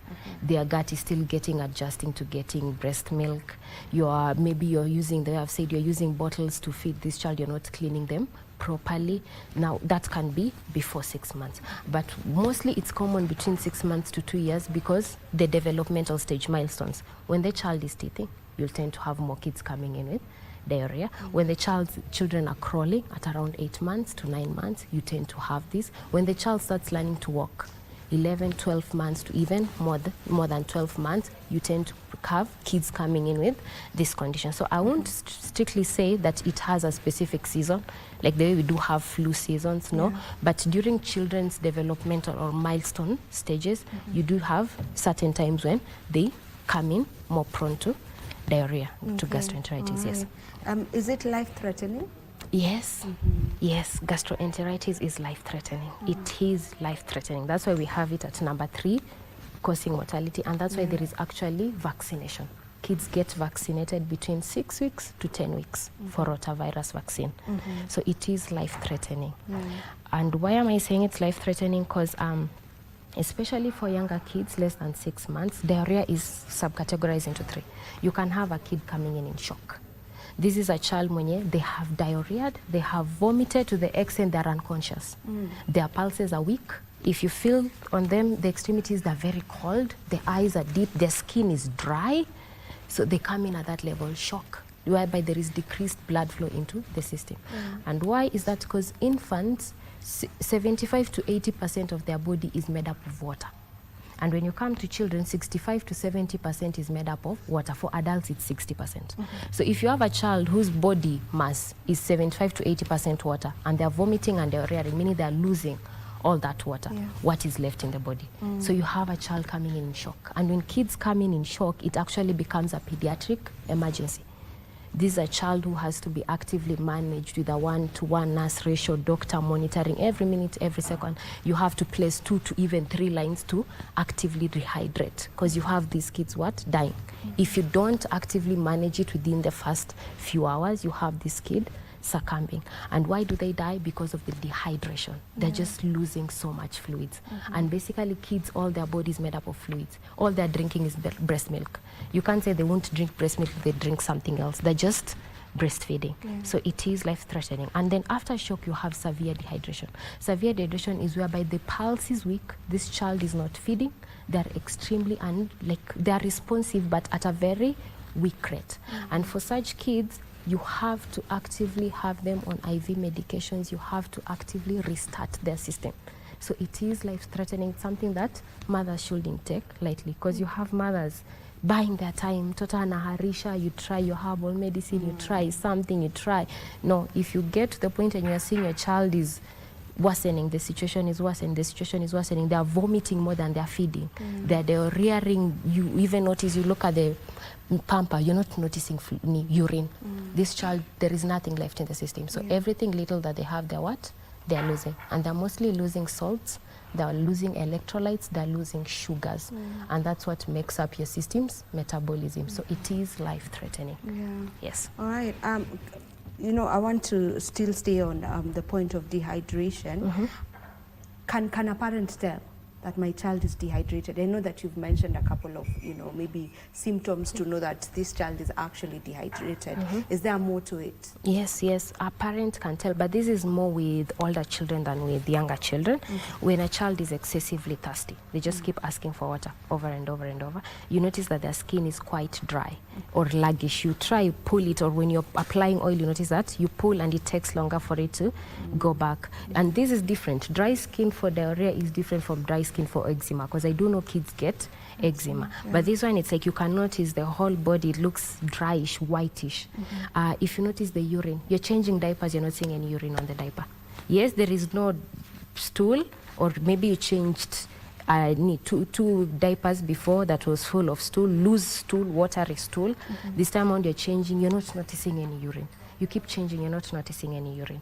Another thing that you do is the mouth is dry, cracked. Around they are crying, but there are no tears coming out. The eyes are deep within the socket. There is this fontanelle here that is in kids before their bones actively fuse. If it's supposed to be flat, but if you touch it and you feel like it's a bit deeper than it normally is, because when mothers wash kids, they notice it. Most mothers are like, naogopa, naona kama moyo yake inagongea hapo hapana, it's just bones haven't fused yet. So if you touch that and you feel like it's a bit deeper sunken than it should be, that child is quite dehydrated. And then to make matters worse, they're not feeding. Or if they're feeding, it's a very minimal quantity. Or if they're breastfeeding, it's very minimal. They breastfeed after 2 seconds, they're tired, they're too hot, feverish, sweating. That child is dehydrated, and you need to get something done about that. Yes. All right. So we'll get into the treatment options for that, and even maybe the first step to take when you realize your child has this in the house before you take them to hospital, if there's any remedy. Since umesema tuachane na mambo ya miti shamba. Yes. Na mambo ya miti shamba. But we'll get into that.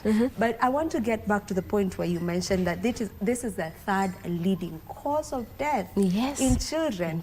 And you know, just from you explaining or giving us information about what this condition is, I can tell that it's something that is easily treatable. It's something that you can easily prevent. So why do we have it as the third leading cause of death in children? Okay, so many factors involved. Number one is parents don't take it as seriously as it should be. When they see their kid diarrheaing, they just think, ni kuharisha, so they take it lightly. It's just diarrhea episode. You try treat it at home, you try do everything. By the time you're bringing your kid to hospital, it's actually a bit too late. Number two, the herbal. They have said you go into your herbal medications, it worsens the situation. By the time you're bringing, the child is worse than how they were. Number three, because of how easy it is to get infected. Like it's something with food and water, and you can't live without food and water. So given that it's food and water, something that you have to intake and something that you get exposed to daily, it makes it very easy to contract. You know, malaria you can prevent, you can sleep under a net, but you can't prevent yourself from feeding. You can't prevent yourself from drinking water. You're walking with your kid, she wants a mango, it gets washed with the mango guy with that dirty water, your kid starts eating it there, and then that's something that's unpreventable. And you know, for you as a big person, your stomach can be able to handle those bacteria, those dirty bacteria. You have your HCl, you also have like a bit of knowledge. But now for this kid, by the time they're coming to tell you something is wrong with my stomach, it's a bit too late. Yes, and you as a mom, and then you also have knowledge. you find that most mothers, by the time this happening, they're first-time mothers. They have not been exposed to this before. They don't know how this happens. They are at home with their shosho or their mom, and their mom is like, twende tafute mitishamba, mkunyishe hii. Yes. Pea mwarubaini. Ana mix mwarubaini anagonga. And you don't know already this is an intestine that is weak. Because what happens with the bacteria, it goes and attaches on the walls of the stomach, on the walls of the intestines. So once it attaches, it's like it's chewing up on the walls of your stomach. So when you're giving mwarubaini is acidic. Mwarubaini, that thing is very bitter. I don't even know how kids are able to, it's so bitter. And yes, so you're giving that to a stomach that's already like damaged. So you're just burning up and worsening something that's already bad. Yes, so that's why you get it being among the top 3, because most people don't know that this is something that can get so intense. By the time they're realizing it's something that can get so intense, it's the damage has been done. Another thing, like I said, endemic areas. You stay in Kibera. Sewage inapitia hapo mbele ya mlango yako. That's where you throw your diapers. That's where you throw your pampers. Inapita. I went for community service in Kibera. Wait. You jump sewage to go to the house. Like you are in this house, there is sewage right here, and there is another, and there is... It's just passing right in front of the houses, and that's where they're washing their utensils from. Anaosha hapo mbele, akimwaga hiyo maji kwa sewage. So what are the chances of that kid growing up in that area getting it? And then another thing most people don't learn about these bacteria, especially when it comes to amoeba, typhoid, giardia. This is something, once you get exposed to, it's easier for you to get reinfected despite being treated.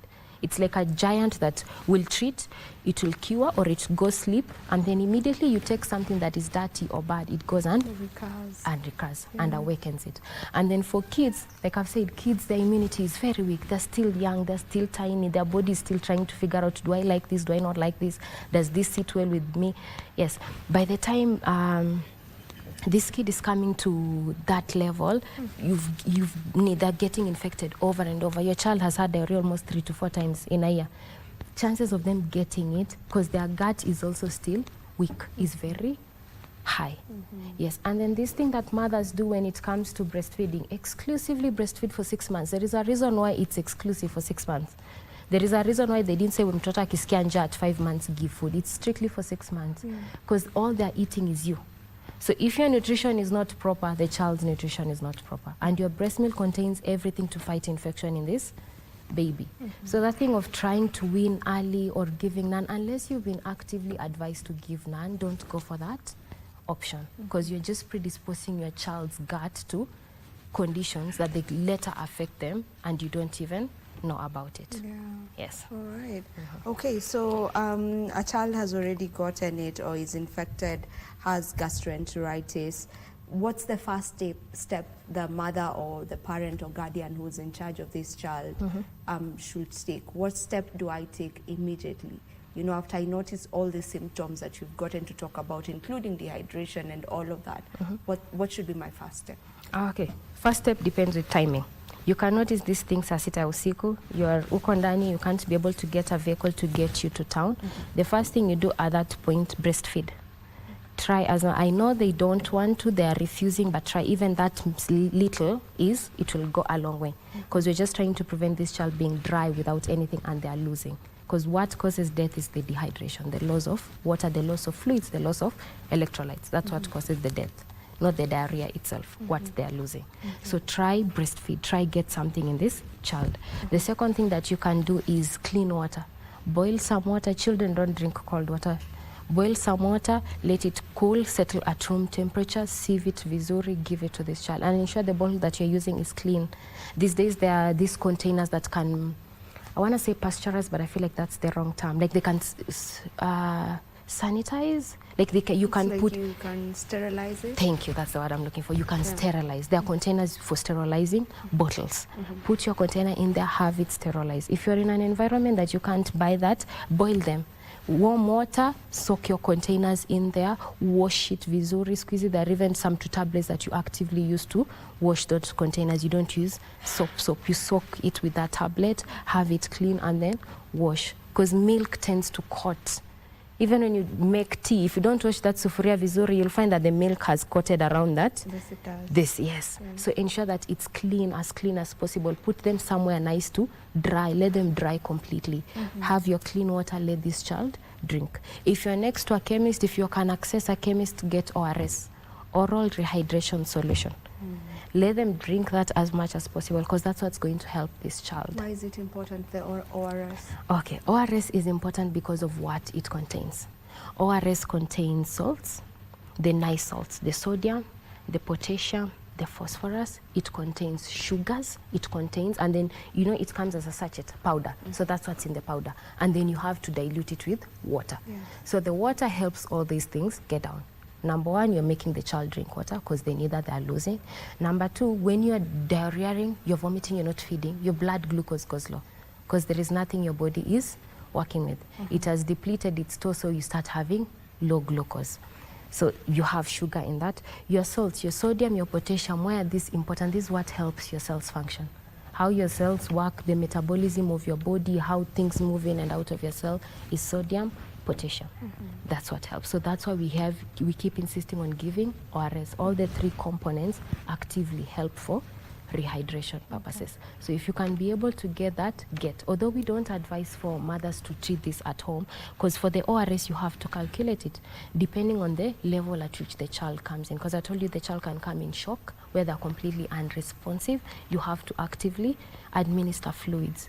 You bolus fluids for them. You have to check their sugars. They come in with the sugars being extremely low. You have to give dextrose. You have to actively resuscitate. It's like you're resuscitating a child, bringing them back. They can come with severe dehydration. With this, you need to know at what level do they have the severe dehydration so that you can calculate how much ORS they do what they need and for how long. Because it also goes with the age. So that's why we don't advise mothers to do this at home. Over the counter. Yes. Because you can just go buy, mix it, kunyesha uko like, daktari, nilipeana ORS, nilipeana maziwa kufanya. Did you give in conjunction with the level at which your child was dehydrated? Because after severe dehydration, you have some dehydration. This child is able to feed, but they're still diarrheaing. That one also comes with its amount of ORS you're supposed to give, and you calculate it with the kgs, and you have the time frame in which this is supposed to be administered. So most mothers just give, and then they wait, and they're like, it's going to get better, but they don't know, maybe they underdosed or they over, and most of the time it's under. So you find your child is not improving, you did this at home, and nothing is getting better. But for first aid, that. And then it comes to your food. Ensure that everything these kids are eating is well cleaned. Kama analilia maembe kwa barabara, buy it, clean it yourself. Wash it vizuri, get a dish, the sponges for washing your dishes. Wash your maembe vizuri, rinse it, ensure that it's clean. Yes, during this time, blend for them, have them drink light foods. Let them drink porridge. Let them blend for them those nice rice. Mix it with vizuri, with greens. Don't just give plain rice, plain ugali. Please, your kids need nutrients. Give everything, like let them have a balanced diet. Yes, because that also helps the nutrition and the healing. And another important thing is zinc.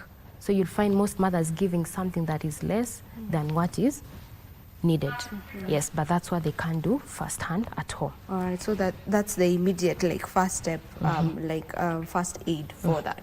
So treatment options as we finalize now. Okay, so for treatment options, it's still the same thing, but now for hospital setup, it's much more advanced. You'll have your ORS. As I've said, that one is important, that one is needed. But now hospital setup, we'll calculate it, we'll give it within a few hours, we'll monitor.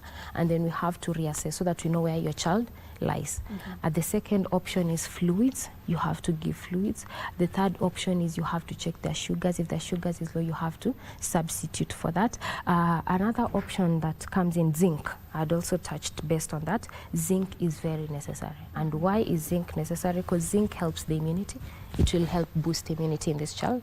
Zinc will help with the healing of the gut, because like I had explained earlier, it's like they go and attach on the walls.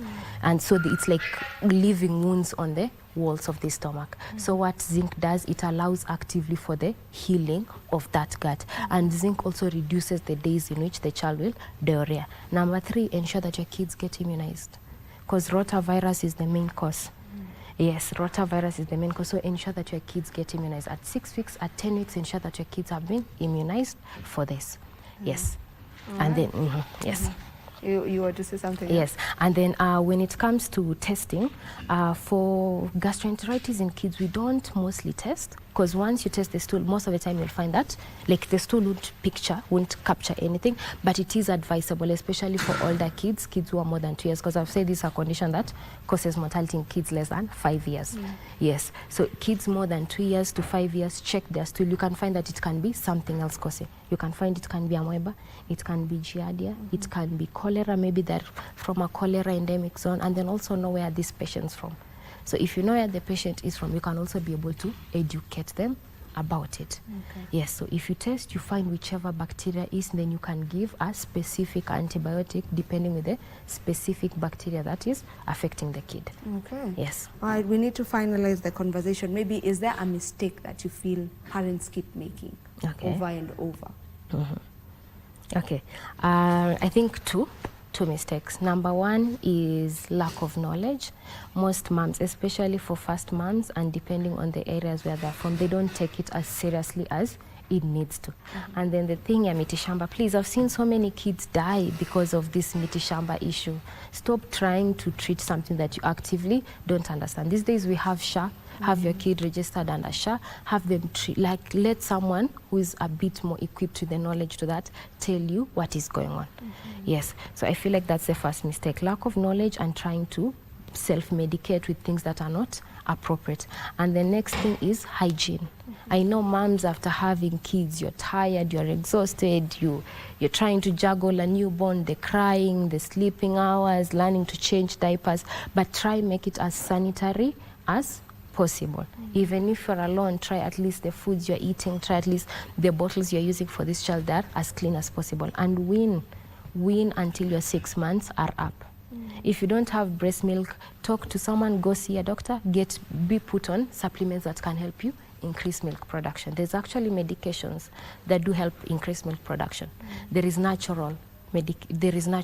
Drink bone soup, eat bananas, both the sweet and the cooked bananas, eat a lot of vegetables, nutrients, have a balance there. Don't just sit on carbs, chapati, mchele, a balanced diet, because that milks your milk. And when you have milk, the child can exclusively breastfeed. Don't try wean before time is up, because you're introducing this kid to infections that they'll have to deal with. Necrotizing enterocolitis, you're introducing them to lactose intolerance. So now they'll start having gut problems, colic. Like, try just breastfeed for the first 6 months as much as possible before you wean. And in case of anything you don't understand about your kid, or you see that your kid is not presenting the way they should be, you can notice, take the child to hospital. Don't sit on it until it gets too late. Yeah, bottom line, just take them to hospital. It's something that can be treated. Okay. Yes. Thank you so very much for sharing your knowledge on this conversation. It was a pleasure having you. I really appreciate that. Okay, this is where we end this conversation. That was Dr. Ivy Elegua, and we were talking about gastroenteritis. I'm sure that you have been enlightened, and this is where I get to say goodbye. I'll see you tomorrow, same time, and please, God willing, goodbye.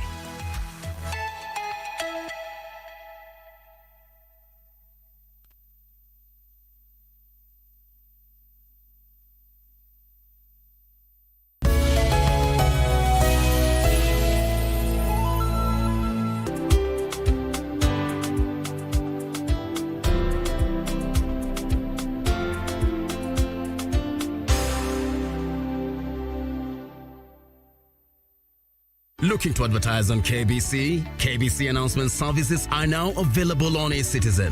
Visit kbc.ecitizen.go.ke and fill out the online application form. It's simple. 1. Complete the form. 2. Upload required documents. 3. Receive a quotation based on word count. And 4. Get notified via SMS when your announcement is ready. Please note, clearly indicate the type of announcement, service station, and all relevant details. 2. All applications must be made online only. Manual submissions will not be accepted. And 3. Announcements will air after news bulletins. For assistance, reach us on email ecitizen@kbc.co.ke or use our social media handles, Facebook, your Facebook account, and X at your X account. Or you can call us on 0723 892 654 or 0734 780 124.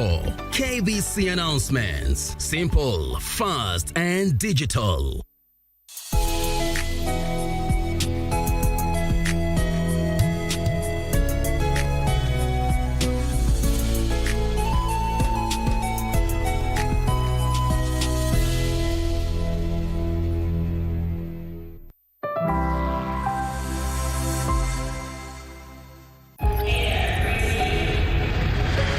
There is a significant risk of human extinction from advanced AI systems. I love the technologies. I would like to create such kind of technologies to contribute to the human and human society. Even the brain nerve systems can be connected to the cyberspace. This is a rapidly evolving technology. People do not know how it currently works, much less how future systems will work. We don't really have ways yet to make sure that what's being developed is going to be safe. This AI recognize human being also the one of the important living things. This very small group of people are developing really powerful technologies we know very little about.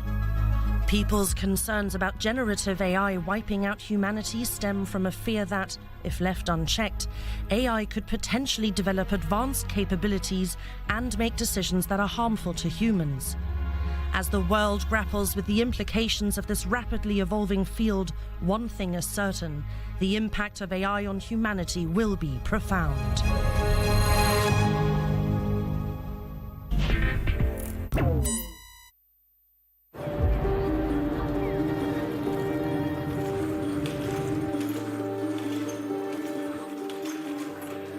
With new AI technologies, you can realize a fusion between the human side and technology side. This one is the world's first wearable cyborg. Cyberdyne trying to create the very innovative cybernetics technologies, especially focusing on the medical and healthcare fields for the human and human societies.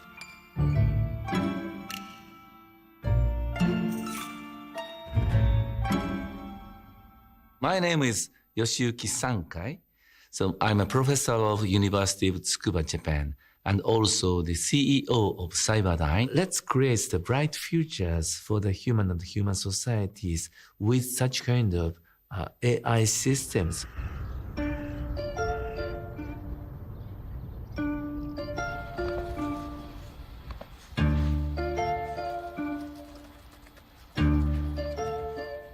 I personally want to have an impact on making the world better, and working on AI safety certainly seems like one of the best ways to do that right now. Many public intellectuals, many professors, scientists across industry and academia recognize that there is a significant risk of human extinction from advanced AI systems. We've seen in recent years rapid advancements in making AI systems more powerful, bigger, more generally competent and able to do complex reasoning, and yet we don't have comparable progress in safety guardrails or monitoring or evaluations or ways to know that these powerful systems are going to be safe. My name is Gabriel McCoby, or Gabe, you can call me. I'm a grad student at Stanford, and I do AI safety research, and I lead Stanford AI Alignment. AI has become such a divisive topic. There are a lot of valid concerns. Some believe it could lead to job losses, increased inequality, and even unethical uses of AI. However, AI also has tremendous potential to benefit humanity. It could help us tackle some of the world's biggest problems, such as climate change, disease, and poverty.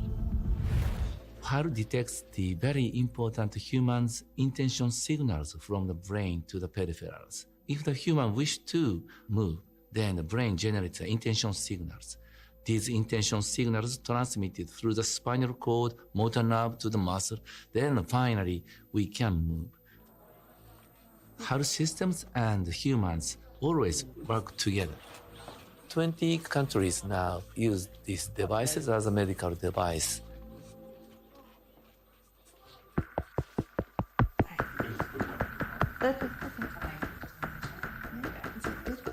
think there's definitely great ways AI technology is used in medicine. For example, there's cancer detection that's possible because of image recognition systems using AI that allows for detection without invasive tests, which is really fantastic, and early detection as well.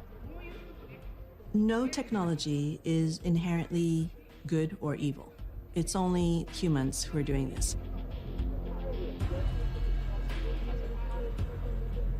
Of course, we should be thinking about long-term impact in terms of the direction in which we're taking the technology. But at the same time, we also need to think about it less in a technical sense and more in terms of it impacting real-life humans today.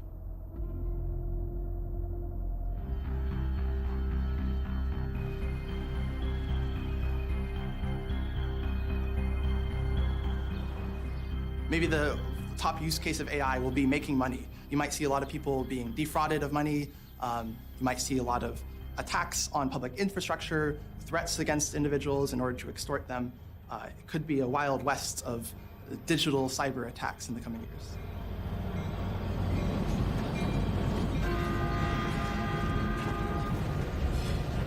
Beyond that, though, there is a pretty big risk that AI systems could actually get out of the control of their developers. We don't currently know how to steer these systems, how to make sure that they robustly understand in the first place, or even follow human values once they do understand them. They might learn to value things that are not exactly aligned with what we want as humans, like having Earth be suitable for life on it, or making people happy. My vision is a little bit different. We could create the AI systems. This one is the one newly created species, I think. Generative AI system is different from the simple programming systems. It has a growing up functions. This AI recognize human being also the one of the important living things, like one of the animals. And because the human is also one of the living things, they recognize the importance of the humans.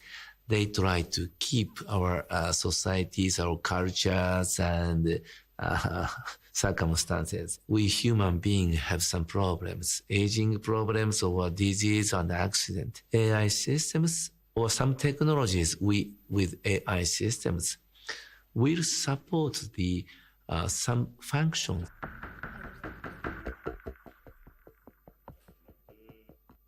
A lot of the startups that are at the leading edge of AI, so that's OpenAI, Anthropic, Inflection, names you might not yet be familiar with, they are backed by some of the big companies you already know that are at the top of the stock market. So that's